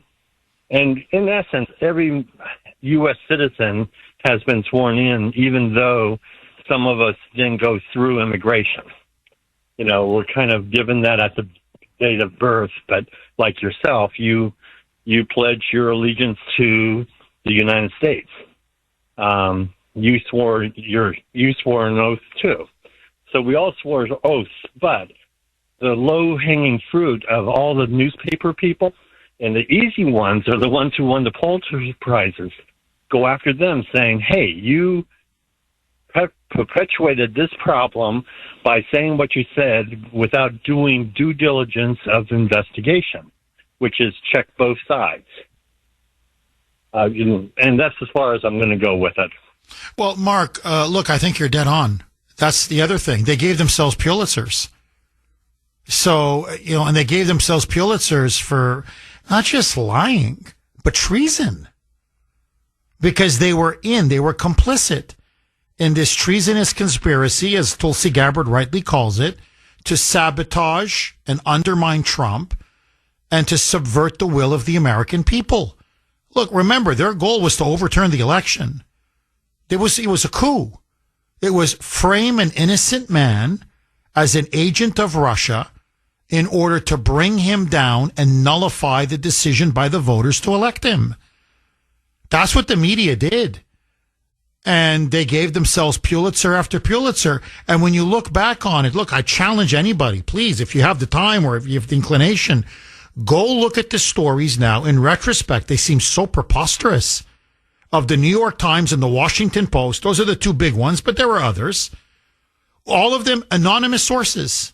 It was all anonymous. They never got one person on the record to say anything. And we now know it was Ben Rhodes. It was Susan Rice. It was Clapper. It was Brennan. It was Comey. It was McCabe. They were all, saying, no, don't mention my name. But, the intelligence that we have. This is deeply classified. I really shouldn't be telling you this, but, he colluded with the Russians. Yep. But don't mention my name, but he colluded with the Russians. So they were being the media was being spoon-fed. And then their job, and they knew they were being spoon-fed. They knew that they knew it was a lie. Everybody knew it was a lie. Everybody knew the Steele dossier was a lie. It didn't matter. Disseminate and then promote, advocate, repeat. Lie, lie, lie. Like Joseph Goebbels, Hitler's minister of propaganda, famously said, if you want people to believe the big lie, all you have to do is say a lie often enough. If you repeat it often enough through the media, eventually a lie will be accepted as the truth. And that's what they did. They did it for 3 years. It did not stop for 3 years. And then eventually, there was the impeachment. And then after that, remember, COVID. And that stole the last year of Trump's presidency. But for 3 years, they didn't stop. It was around the clock. Now, when they're confronted now to a man and woman, let me tell you what they say. Because they have been confronted. They said, well, that's what they told us. That's their response, literally.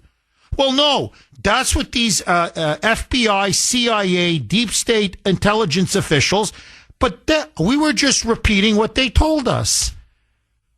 You repeated what they told you? And you're supposed to be a quote-unquote journalist? On the first day in a freshman college class on journalism, you're taught never rely on a single source. Always get both sides to a story. There's a famous phrase, if your mother says, I love you, check it out. In other words, you even doubt your mother. Be skeptical of everything that's being fed to you because you're being used if you're an honest journalist.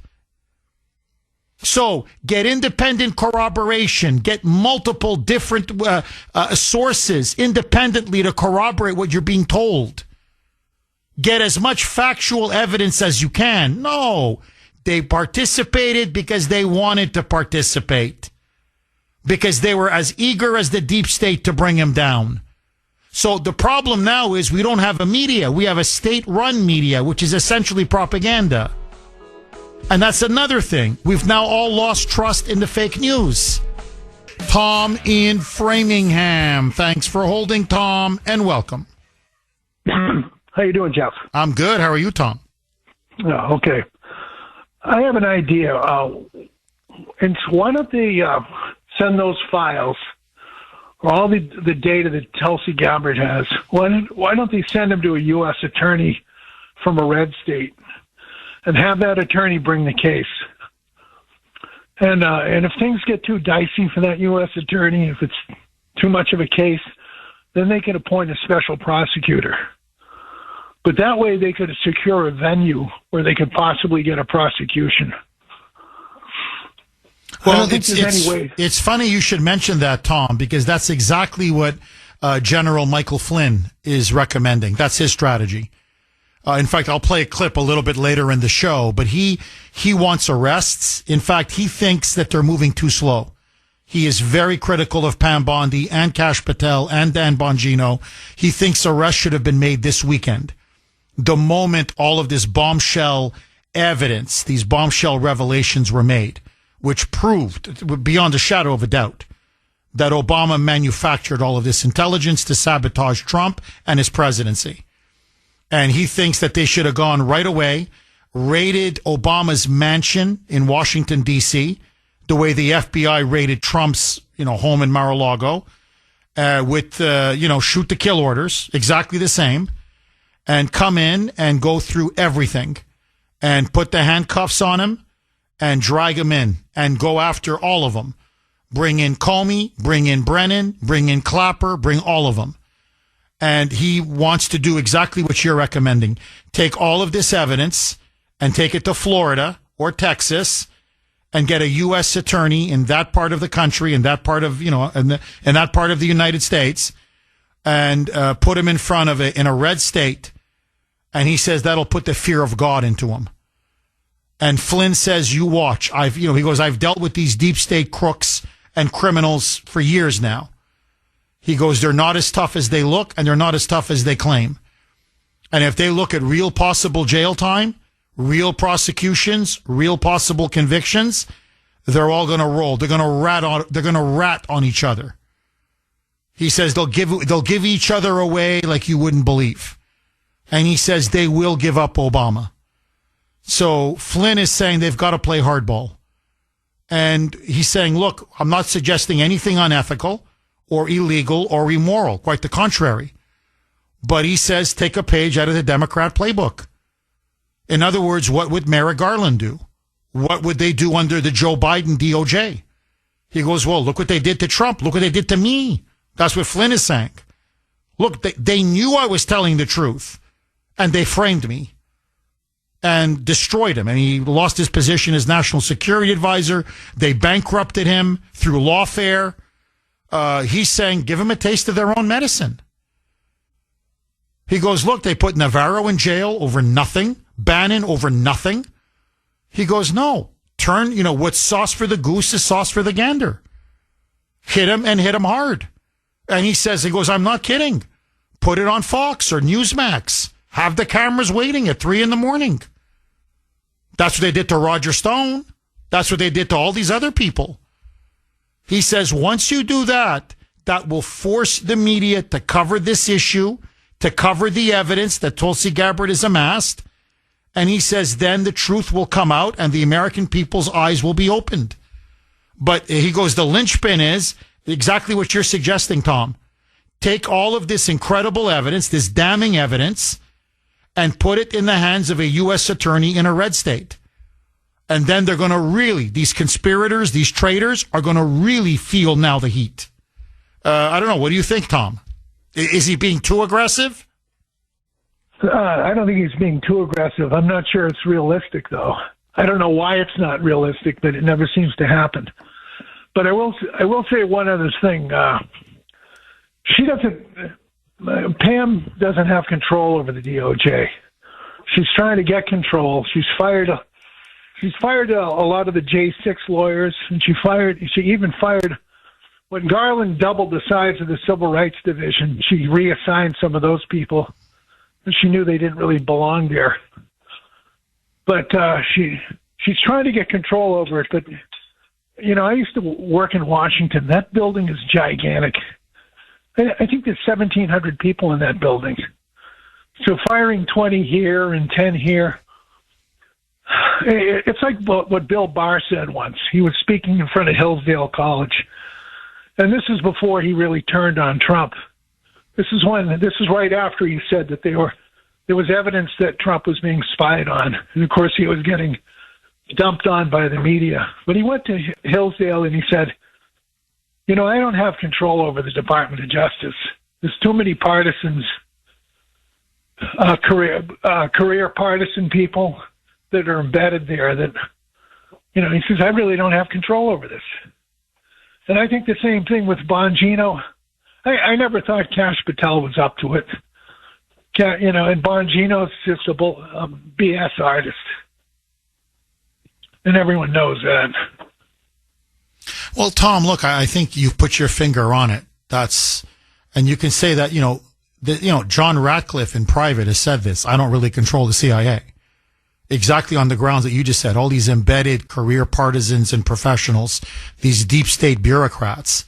And it's the Department of Justice. It's the Federal Bureau of Investigation. And it's not just the CIA. It's the DIA, the DIA, the NSA. I mean, you could just go on, all these 3 alphabet agencies. And they've grown so powerful. And so, look, to me, if Bill Barr says something like that, that to me is a damning admission of failure. That means you're not able to run that department. I mean, I see his point. It's a massive bloated bureaucracy. I mean, you're right. 1,700 employees. Good God. But man, that's why, look, you need someone who's willing to drop the hammer.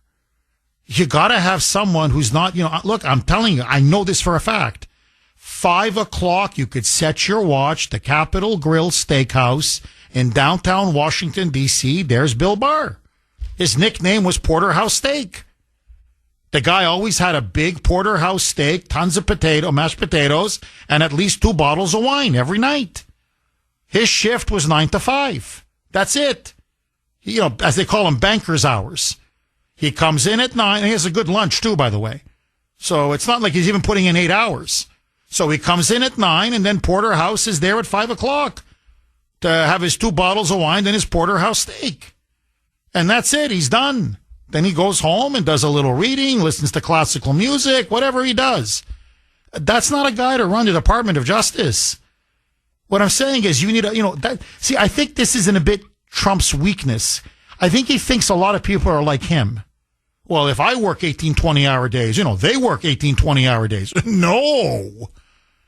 You need a workhorse, not just someone with guts and toughness and bravery, but you need somebody who's willing to put in 16, 18, 20-hour days, 6 days a week, because it's that kind of a job. And that's not Pam Bondi. I mean, I understand what you're saying, that she doesn't have control over the DOJ, but that's not Pam Bondi. Pam Bondi is fashion. Pam Bondi is getting her hair done, her lipstick, TV. That's Pam Bondi. Look, Dan Bongino, literally, I can play you the cut. I think I did. I think I played it last week. Literally is complaining about working a 10-hour day. And that's 5 days a week, 50 hours a week. And I'm thinking, I put in more hours than that. And I'm not even the deputy FBI director. So, no, you work in a position like that. It's high stress. It's immense hours. It's a real sacrifice. But if you're not willing to do it, then don't do the job. That's always my complaint. It's okay. You're not up for it. Fine. But then don't do the job. Let somebody else who will. 617-266-6868 is the number. Okay, so just very quickly. Look, to me, this is how I lead my life. People are different. I can just speak for myself. I've always never, I make it a policy to overpromise and underdeliver. Always. Every employer I've had, every, superior, every boss I've had, even with my family, it doesn't matter. My policy is just be always brutally honest with people, and it always works out for the best. If I'm not up for a job, I will tell somebody. I'm always very open and honest. In fact, I can't tell you how many times I've said to people over the years, I said, look, if you want X, Y, and Z to be accomplished, I can do it, but I can only do it my way. I remember when I was the editor of Insight, and they wanted to grow the magazine that we had, and they had all kinds of benchmarks. And I remember I told the publisher, Robert Morton, I said, listen, Robert, I can deliver. I'm telling you, I'll work around the clock. If I got to come in on weekends, I'll do whatever it takes. I'm going to get this thing. I mean, it's going to go into the atmosphere. Okay. It's going to go stratospheric. However, it's got to be done my way. And I go, it's not because I'm a control freak. It's not because I'm an egomaniac.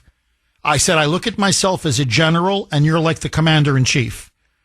Tell me to take the hill, I'll take the hill. If I can't take the hill, I'll tell you I can't take the hill. But if you tell me to take a hill, and I say, okay, I can take the hill. But if you tie my hands or tell me to do it this way and not that way, then I can't guarantee you success. I go, that's just, if I know if I do it my way, I will take the hill. So I was always very open and honest about it. So let me do it my way. And if we do it my way, I guarantee you. And you fire me. I always say this, fire me. If I don't achieve the results that you want, fire me. I don't know, give me 6 months or whatever. And if I don't achieve it, fire me. So what I'm saying is, this is how I've always led my life. And it doesn't matter. When I tell someone I'm going to do something, I do it. But I can't tell you how many times I've told people, I'm sorry, I can't do it. I can't. I can't do it. So that's the way I lead my life. Now, I've never looked as a job, as a platform to do something else. In other words, be insincere in my job, or frankly, in any relationship. So to me, I'm just giving example, Attorney General. Do you know what a great position the Attorney General is? I don't understand these people. I really don't. The best-selling book, get a gig on Fox. In other words, you're going to use the position of the Attorney General of the United States. You are the supreme law enforcement officer in the country for fame and fortune. That's how you approach it? Or FBI and deputy FBI as a way to get famous? As a way to get some power and control, and that's what it's all about? To me, it is such an honor to be Attorney General. It is such a sacred commitment. It's such an honor to be FBI Director. I'm sorry, I'm not on the same page with these people whatsoever. So, look, if I can't do a job, I've often said this, I can't do it. I can't do it. I'm just telling you, for whatever reason, I can't do it. I don't have the inclination to do it. I don't have the time to do it. I've got other commitments. I don't have the capacity to do it, whatever. It's not me. I can't do this. But the way things are done in Washington is just incredible. Everything is a freaking ladder. A step on a ladder. Everything is a stepping stone. And it's all from one side of their mouth, the country, or the republic, America. And on the other side of their mouth, they're always looking how to line their pockets. I'm sorry, it's disgusting. And, and again, what's wrong with a good salary? I've been asking this now for, 30 years now. I'm like, yeah, but you get paid a good salary with great benefits. What's the problem? Well, it's not commensurate to all the hours we put in. That's what you get on Capitol Hill. That's what you get in Washington. That's how they justify the corruption. They go, well, if I was in the private sector putting in 60, 70, 80, 90 hours a week, I'd be making millions. So then go to the private sector. You can't have it both ways. Notice they keep saying public service. Well, if it's public service, then serve the public. Then it's not about the money. I mean, sure, you want a good salary, of course. Who doesn't want a good salary and, get a home and feed your family and have good benefits? Of course. I'm not a monk. I'm not a priest. I'm not taking a vow of poverty. But what the hell is wrong with a good salary? And then if you really do good at your job, yeah, go on and make more money. That's fine. But no. It's always about the freaking money and how quickly you can quote unquote cash out. It's all about cashing out. So I'm telling you, Pam Bondi has about a year. 18 months, same thing with Kash Patel and Dan Bongino. And they figure if I do my time, then I can really cash out. So it was never about the job to begin with, was it? 617-266-6868. Anyway, just my 2 cents worth. Listen now. This is former National Security Advisor, General Michael Flynn. He was on a podcaster show, and he's with the Kuhner man on this. Passports should be revoked for everyone involved in Russiagate. And he said it's time to raid Obama's home. Not just the sooner the better. It should have been done yesterday. This is Michael Flynn, Roll Cut 6, Mike. I have made this recommendation that I think that all of these people that are involved, starting with Obama on down, they all ought to have their passports revoked. And people don't need to be checking private airplanes and private airfields for anybody trying to abscond the country and get the heck out of Dodge here. So that's number one.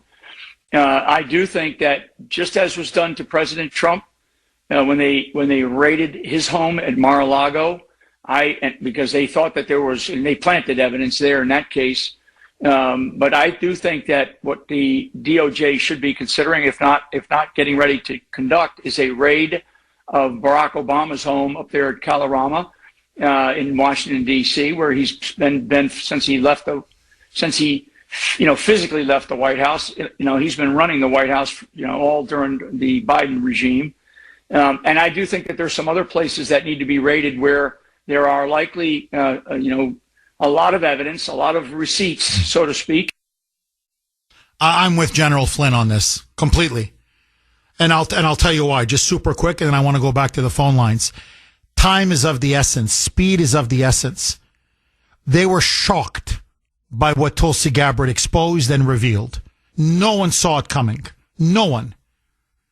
And so when she came out with that massive document dump, with all those declassified documents, which connected all the dots and then some, you got to move quick. Because now Obama knows he's in big trouble.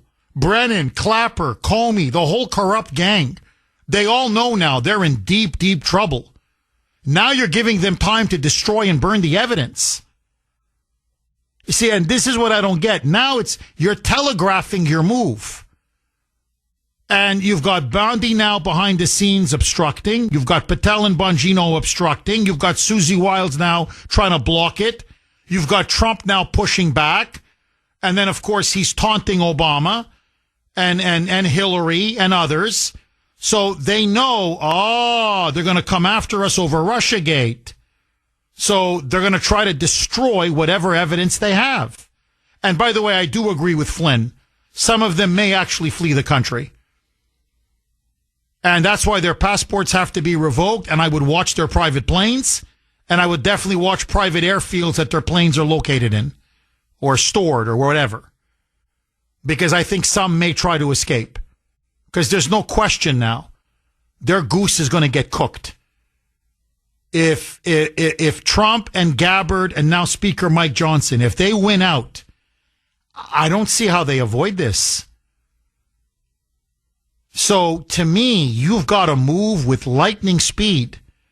Don't give them time to get their story straight. Don't give them time to destroy evidence. Don't give them time to stonewall. Hit them hard, and hit them fast. And, you start shaking that tree, and believe me, people are going to start talking. And by the way, I think Andrew McCabe is going to roll on Comey. So, and that's already going to be one domino falls, and you watch. Comey does not want to spend a day in prison. So, McCabe will roll on Comey. Comey will roll on Brennan. Brennan will roll on Clapper. And Clapper's the guy that will roll on Obama. So, if you want to get him, you can get him. 617-266-6868. And that's why, look, many of you are saying, well, that's just too aggressive. I disagree. Hell, make Flynn the Attorney General. I mean, if Bondi's not up for it, I like Ken Paxton in Texas. Don't get me wrong. But fine. I'll tell you, Flynn will do it. Oh, he's a patriot. He'll do it. He won't, he won't pussyfoot around. He won't beat around the bush. 617-266-6868. Bruce in Woburn. Thanks for holding, Bruce, and welcome.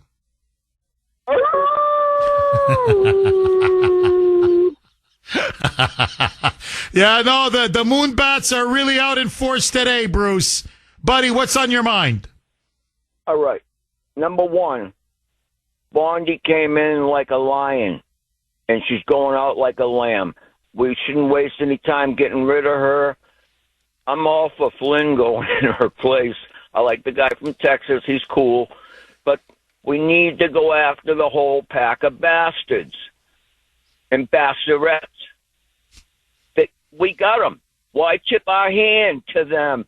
It's like letting our enemy know that we're coming for them so they can rack up their defenses and or flee.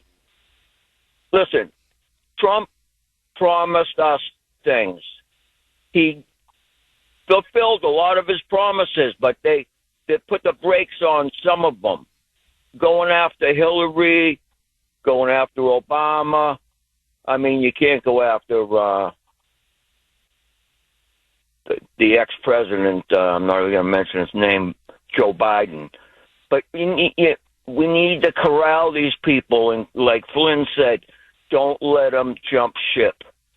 Don't let them flee. Don't get out of Dodge. They did so much bad. What they did to this country is it's as bad as COVID. Oh, they're modern day. You're right. No, Bruce, they're modern day Benedict Arnolds. They really are. They're modern day traitors. You're completely right. And look, I think what's changed, and I think that's why you're seeing this willingness now that, in Trump that you didn't see in the first term, because he gave Hillary a pass. And he was asked point blank, well, why? And he said, look, I thought it was going to be bad for the country. That if I was going to arrest my opponent, the leading presidential candidate of the Democratic Party, this is what he said. He goes, I didn't want my country to look like a third world banana republic. He goes, so I let it slide. He goes, I made a mistake. They didn't see this as a gesture of magnanimity, right? As a gesture of reconciliation and compromise and peace. No, they took it as weakness. That's what they saw it as. And so Trump, famously said, look, I only make a mistake once. That's one of his most famous lines. I never make the same mistake twice. I always learn from my mistakes every time. And I think what's also changed, Bruce, and I want to get your take on this, and frankly, all of you. Look, there's a lot of water under the bridge now between what happened in 2020 and 2024. And I'm not talking about just the stolen election. I mean, no former president endured what he did. They were going to lock him up and throw away the key for half a millennium. For 500 years. Over nothing. Again, fabricated charges. They were going to put his children in jail. They were going to bankrupt his entire business. They raided his home. They went in with guns, literally guns, guns blazing. They had shoot to kill orders. Melania said, if my son and I, if Barron and I were there, they would have shot us. They went through his wife's underwear, for God's sake. They impeached him twice. They tried to remove him off the ballot.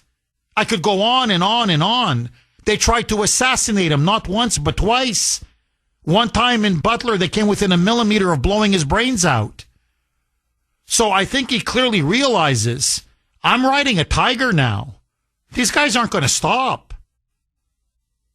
So at this point, it's either me or them. And so after what they've put him through, I don't see, again, I'll repeat the line. I said it yesterday, but it bears repeating. To the media, to the Democrats, and to the establishment Republicans who are quaking over this. If it's okay to arrest a former president by the name of Donald Trump, then it's okay to arrest a former president named Barack Hussein Obama.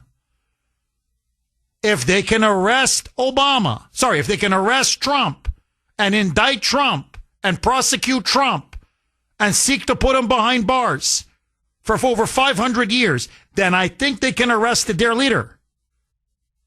No one is above the law, according to them now. They set the terms, not me. So if I'm President Trump, and look, let me be even more candid. You don't think, yes, he's got 3.5 years left, but don't assume J.D. Vance is going to win, or whoever the nominee is. I'm just going by J.D., but it could be Rubio, whoever. Don't assume that in 2028, it's going to be another Republican, a fellow Trump MAGA Republican. What if the Democrats take back power?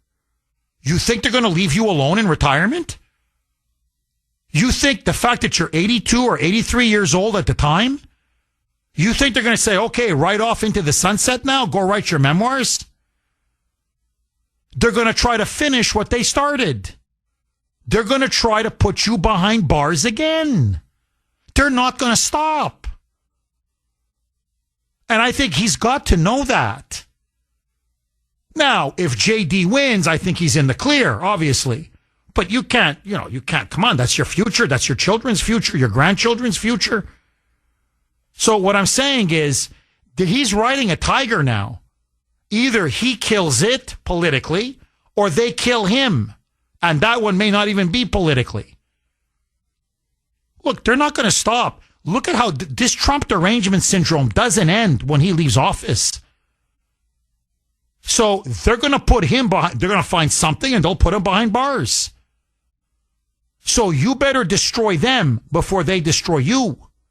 To me now, it's just a question of self-preservation. Bruce, am I wrong?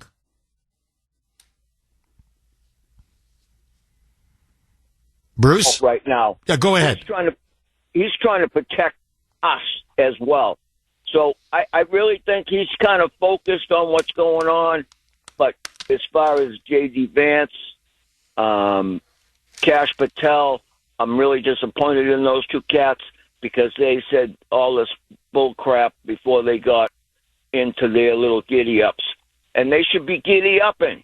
They should be riding that horse like it's gonna fall off the face of the earth if they don't keep going.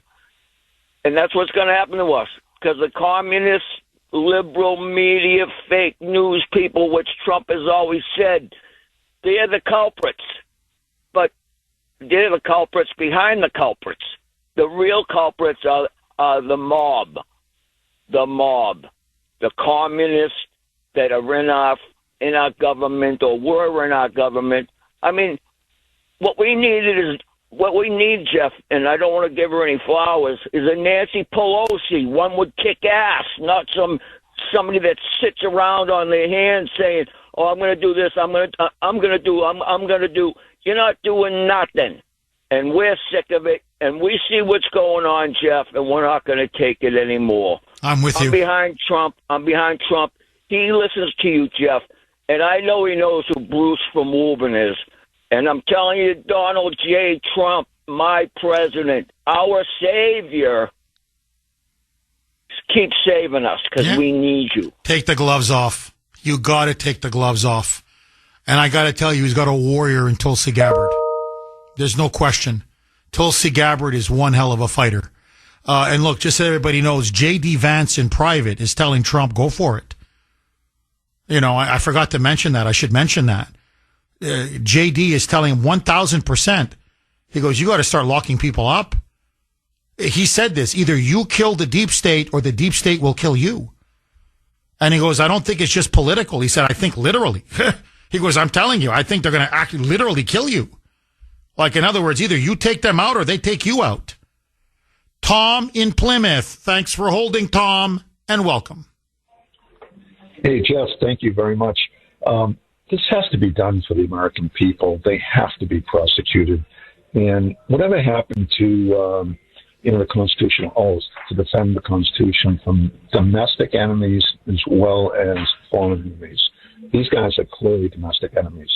And as far as the argument is with Susie Wiles and Pam Bondi, the best way to address this and not make yourself look like a banana republic is an open trial, with televised so they can see all the evidence, and these guys will hang themselves.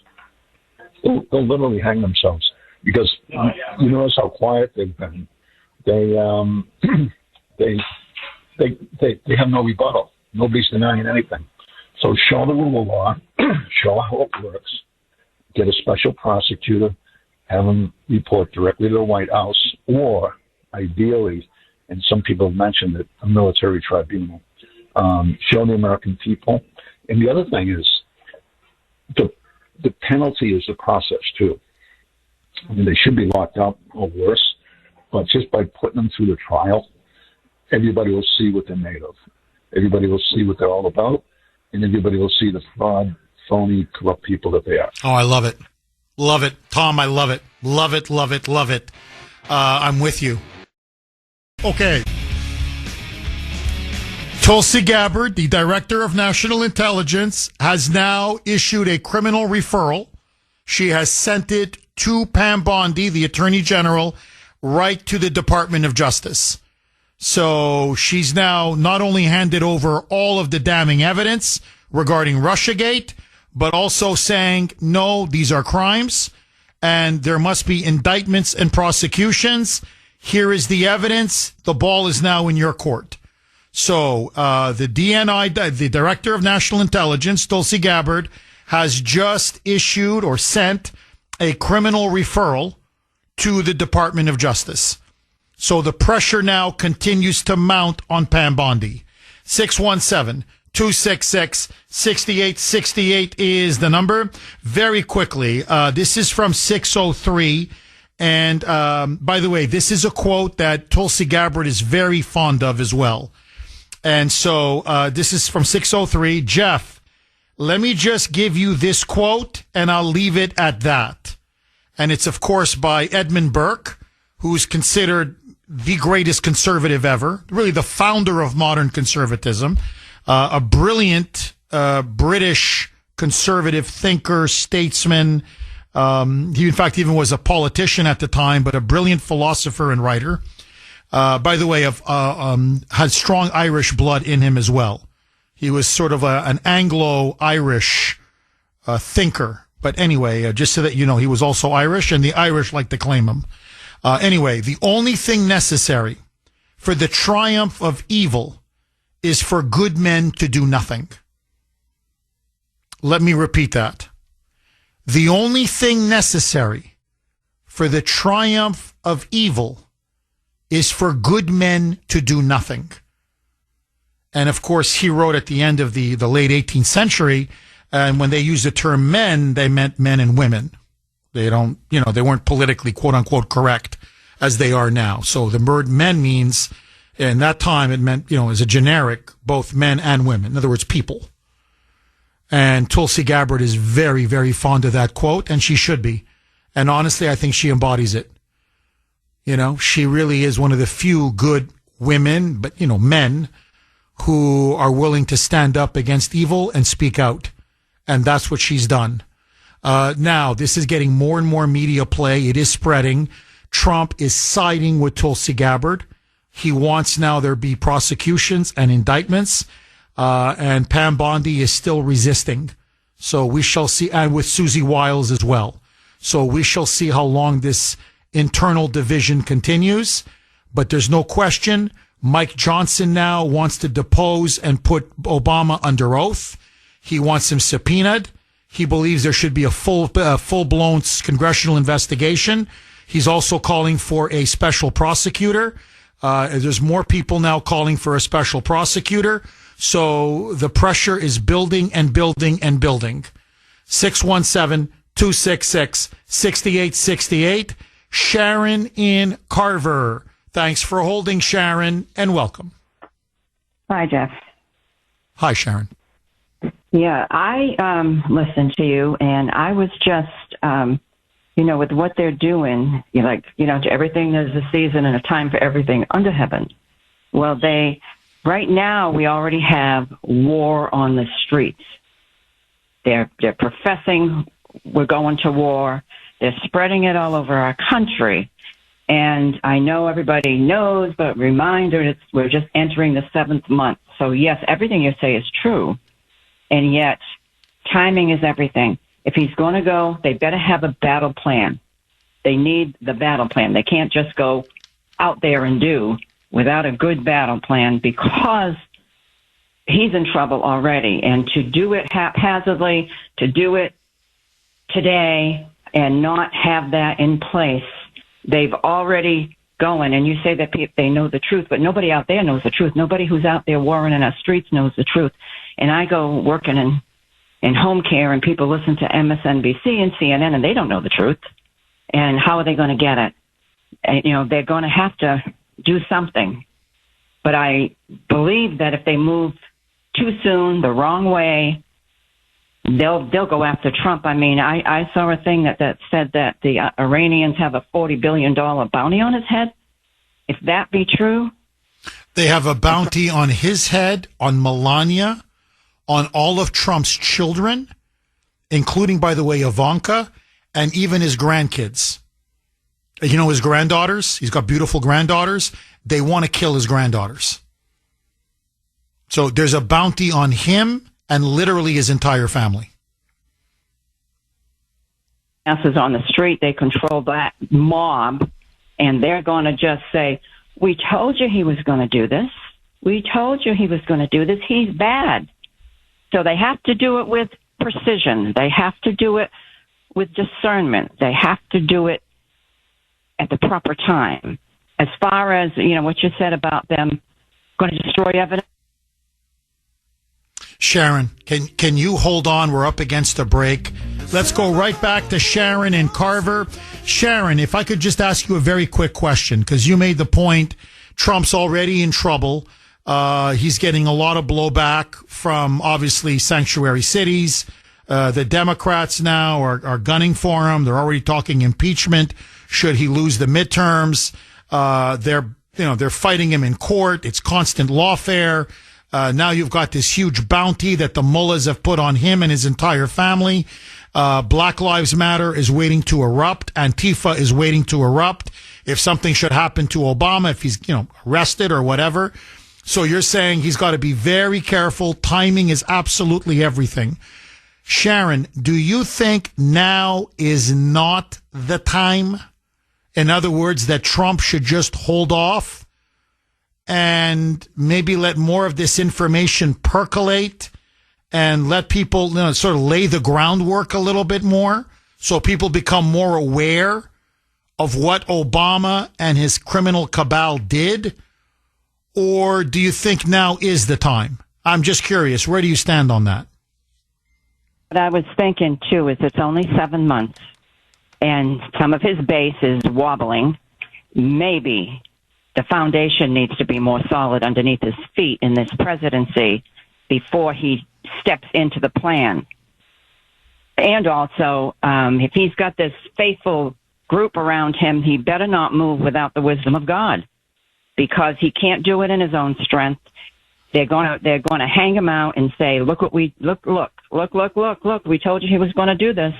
And somehow, and I don't know how they're going to do it, they've got to get the truth out to the masses, because they're out in the street and they don't care.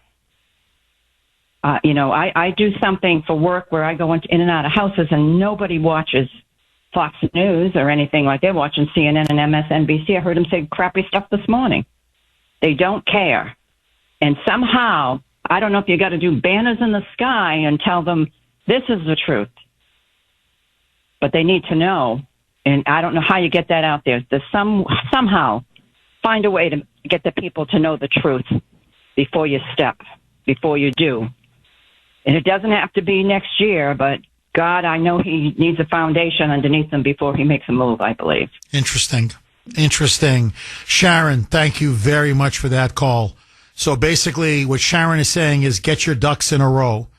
Because if you go against the deep state in this way, I mean, this is the heart of the deep state now. This is Obama. This is Hillary, Brennan, Clapper, Comey. I mean, this is the whole gang.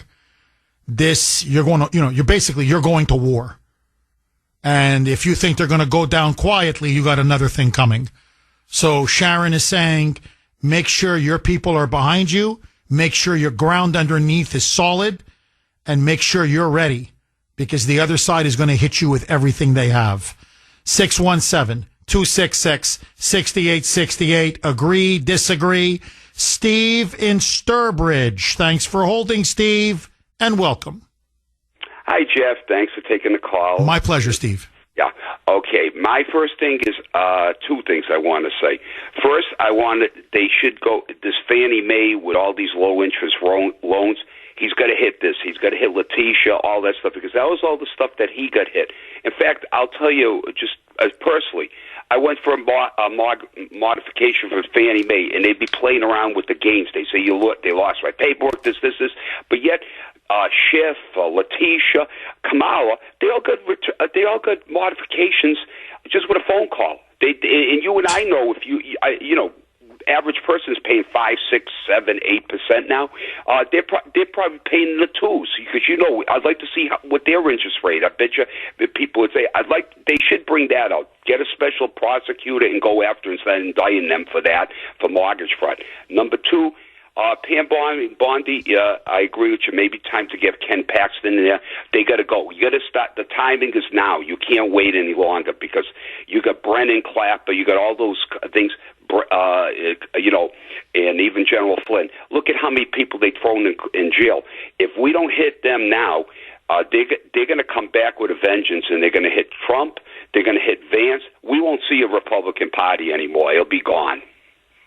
Steve, I don't like to use sports analogies, but for whatever reason today I am. Okay? I don't know what it is. But let me ask you this. If you got a pitcher on the mound, you're the manager, and that pitcher is getting shellacked. I mean, they're just, they're hitting that guy. They're hitting doubles, triples, home runs. They're clobbering this guy. What would you do as a manager?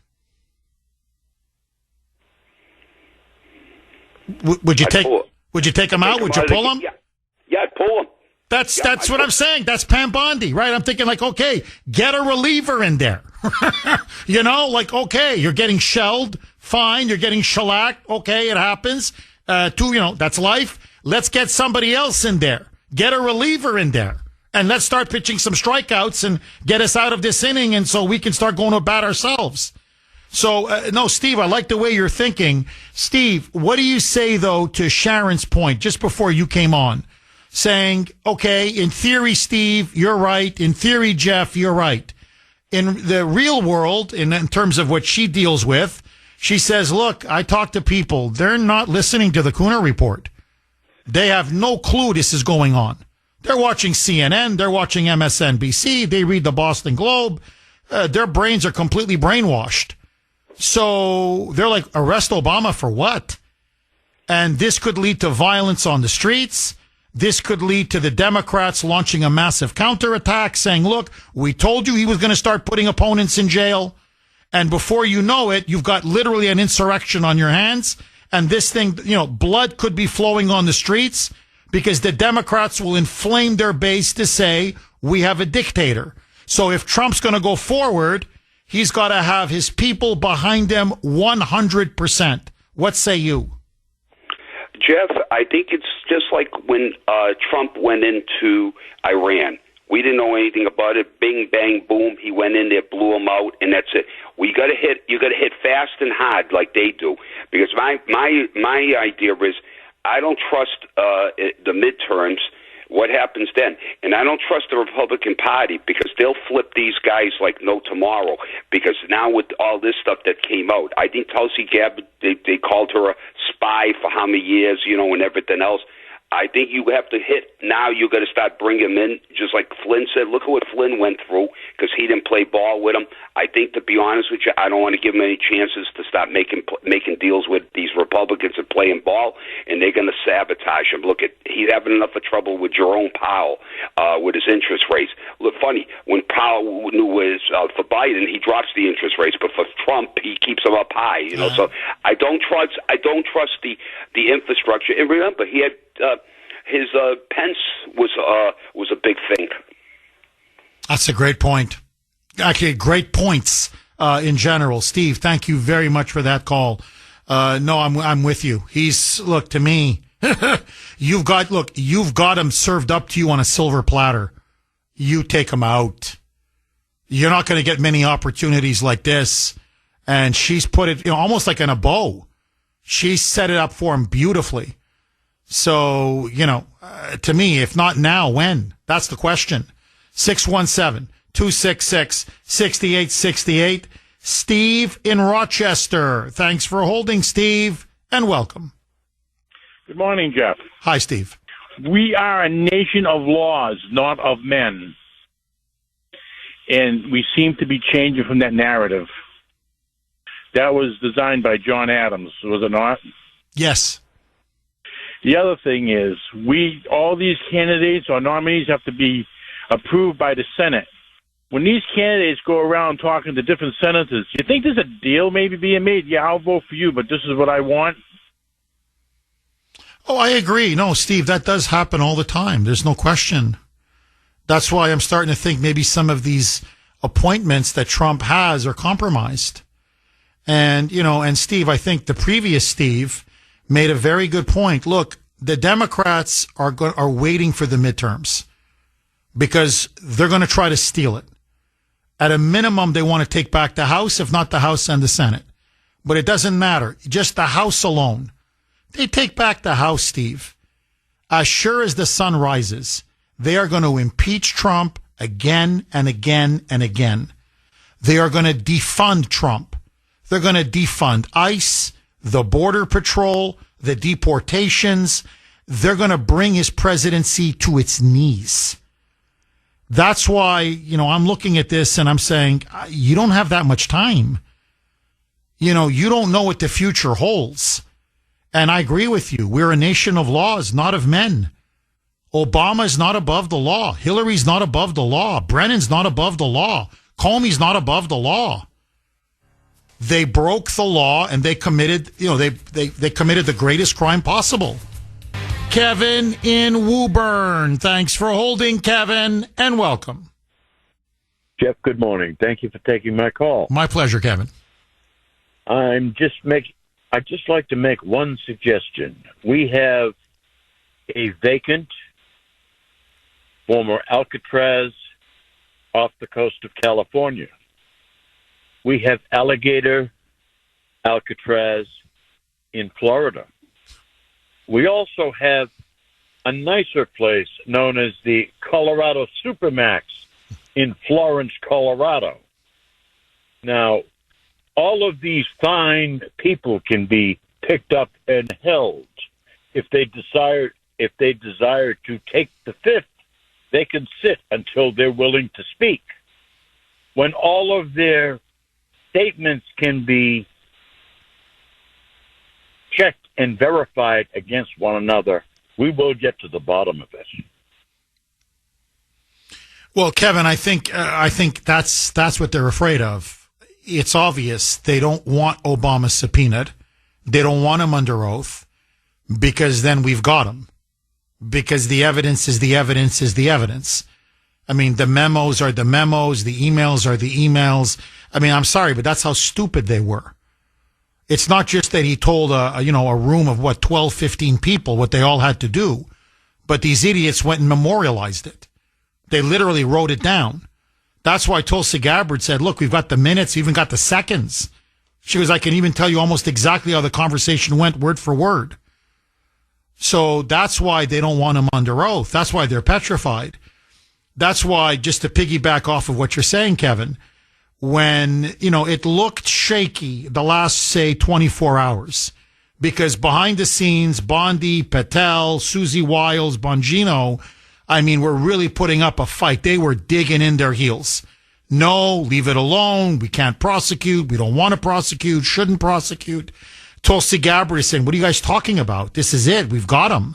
And Trump wants to go. He wants to go. He wants to go all the way. Now, with Johnson going publicly, deliberately, in that interview, saying, we're going to put Obama under oath. We're going to depose him. We're going to have a full-scale congressional investigation. They're all going to be brought in. They're all going to be put under oath. And my recommendation to the president is get a special prosecutor, and we'll back you all the way. In other words, no, they're putting the squeeze now on Bondi. And they're basically saying they're not going to worm their way out of this one. So that's the problem, Kevin. Now, look, either they tell the truth, which means they're all going to hang. Okay, they're politically they're finished and they're in serious legal jeopardy, or they plead the fifth. And if they plead the fifth, that's basically admitting guilt. So at a bare minimum, if you do this strategy, Obama will be completely unmasked. His supporters will see him for the bum that he is, for the traitor that he is, and really for the criminal that he is. So it is going to be at absolute best for the Democrats. It is going to be a political PR nightmare that they may never recover from. And at the very worst, a lot of people are going to jail. So I'm with you, Kevin. If they want to plead the fifth, I'm telling you, it's their political funeral.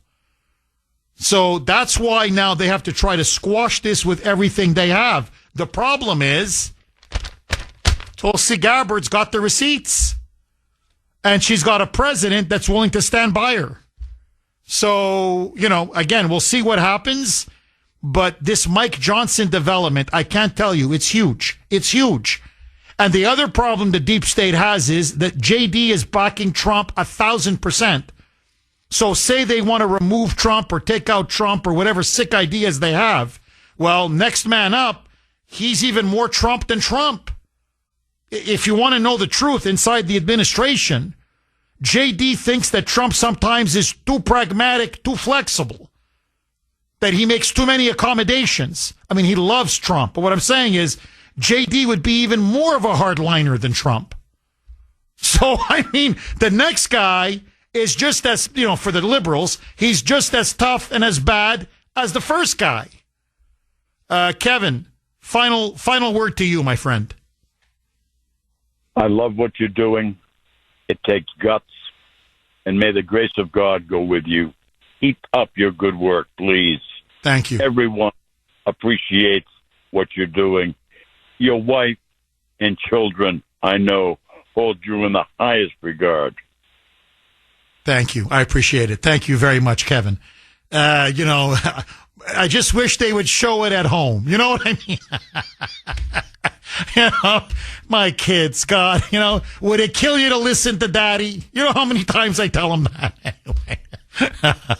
By the way, it's funny because Mike and Sandy will always ask me every single Monday. We get together, pre-show production meeting. They're like, "Hey, how was your weekend?" And my answer is always the same: the kids. The kids. Meaning all I did was spend time with the Bambinos.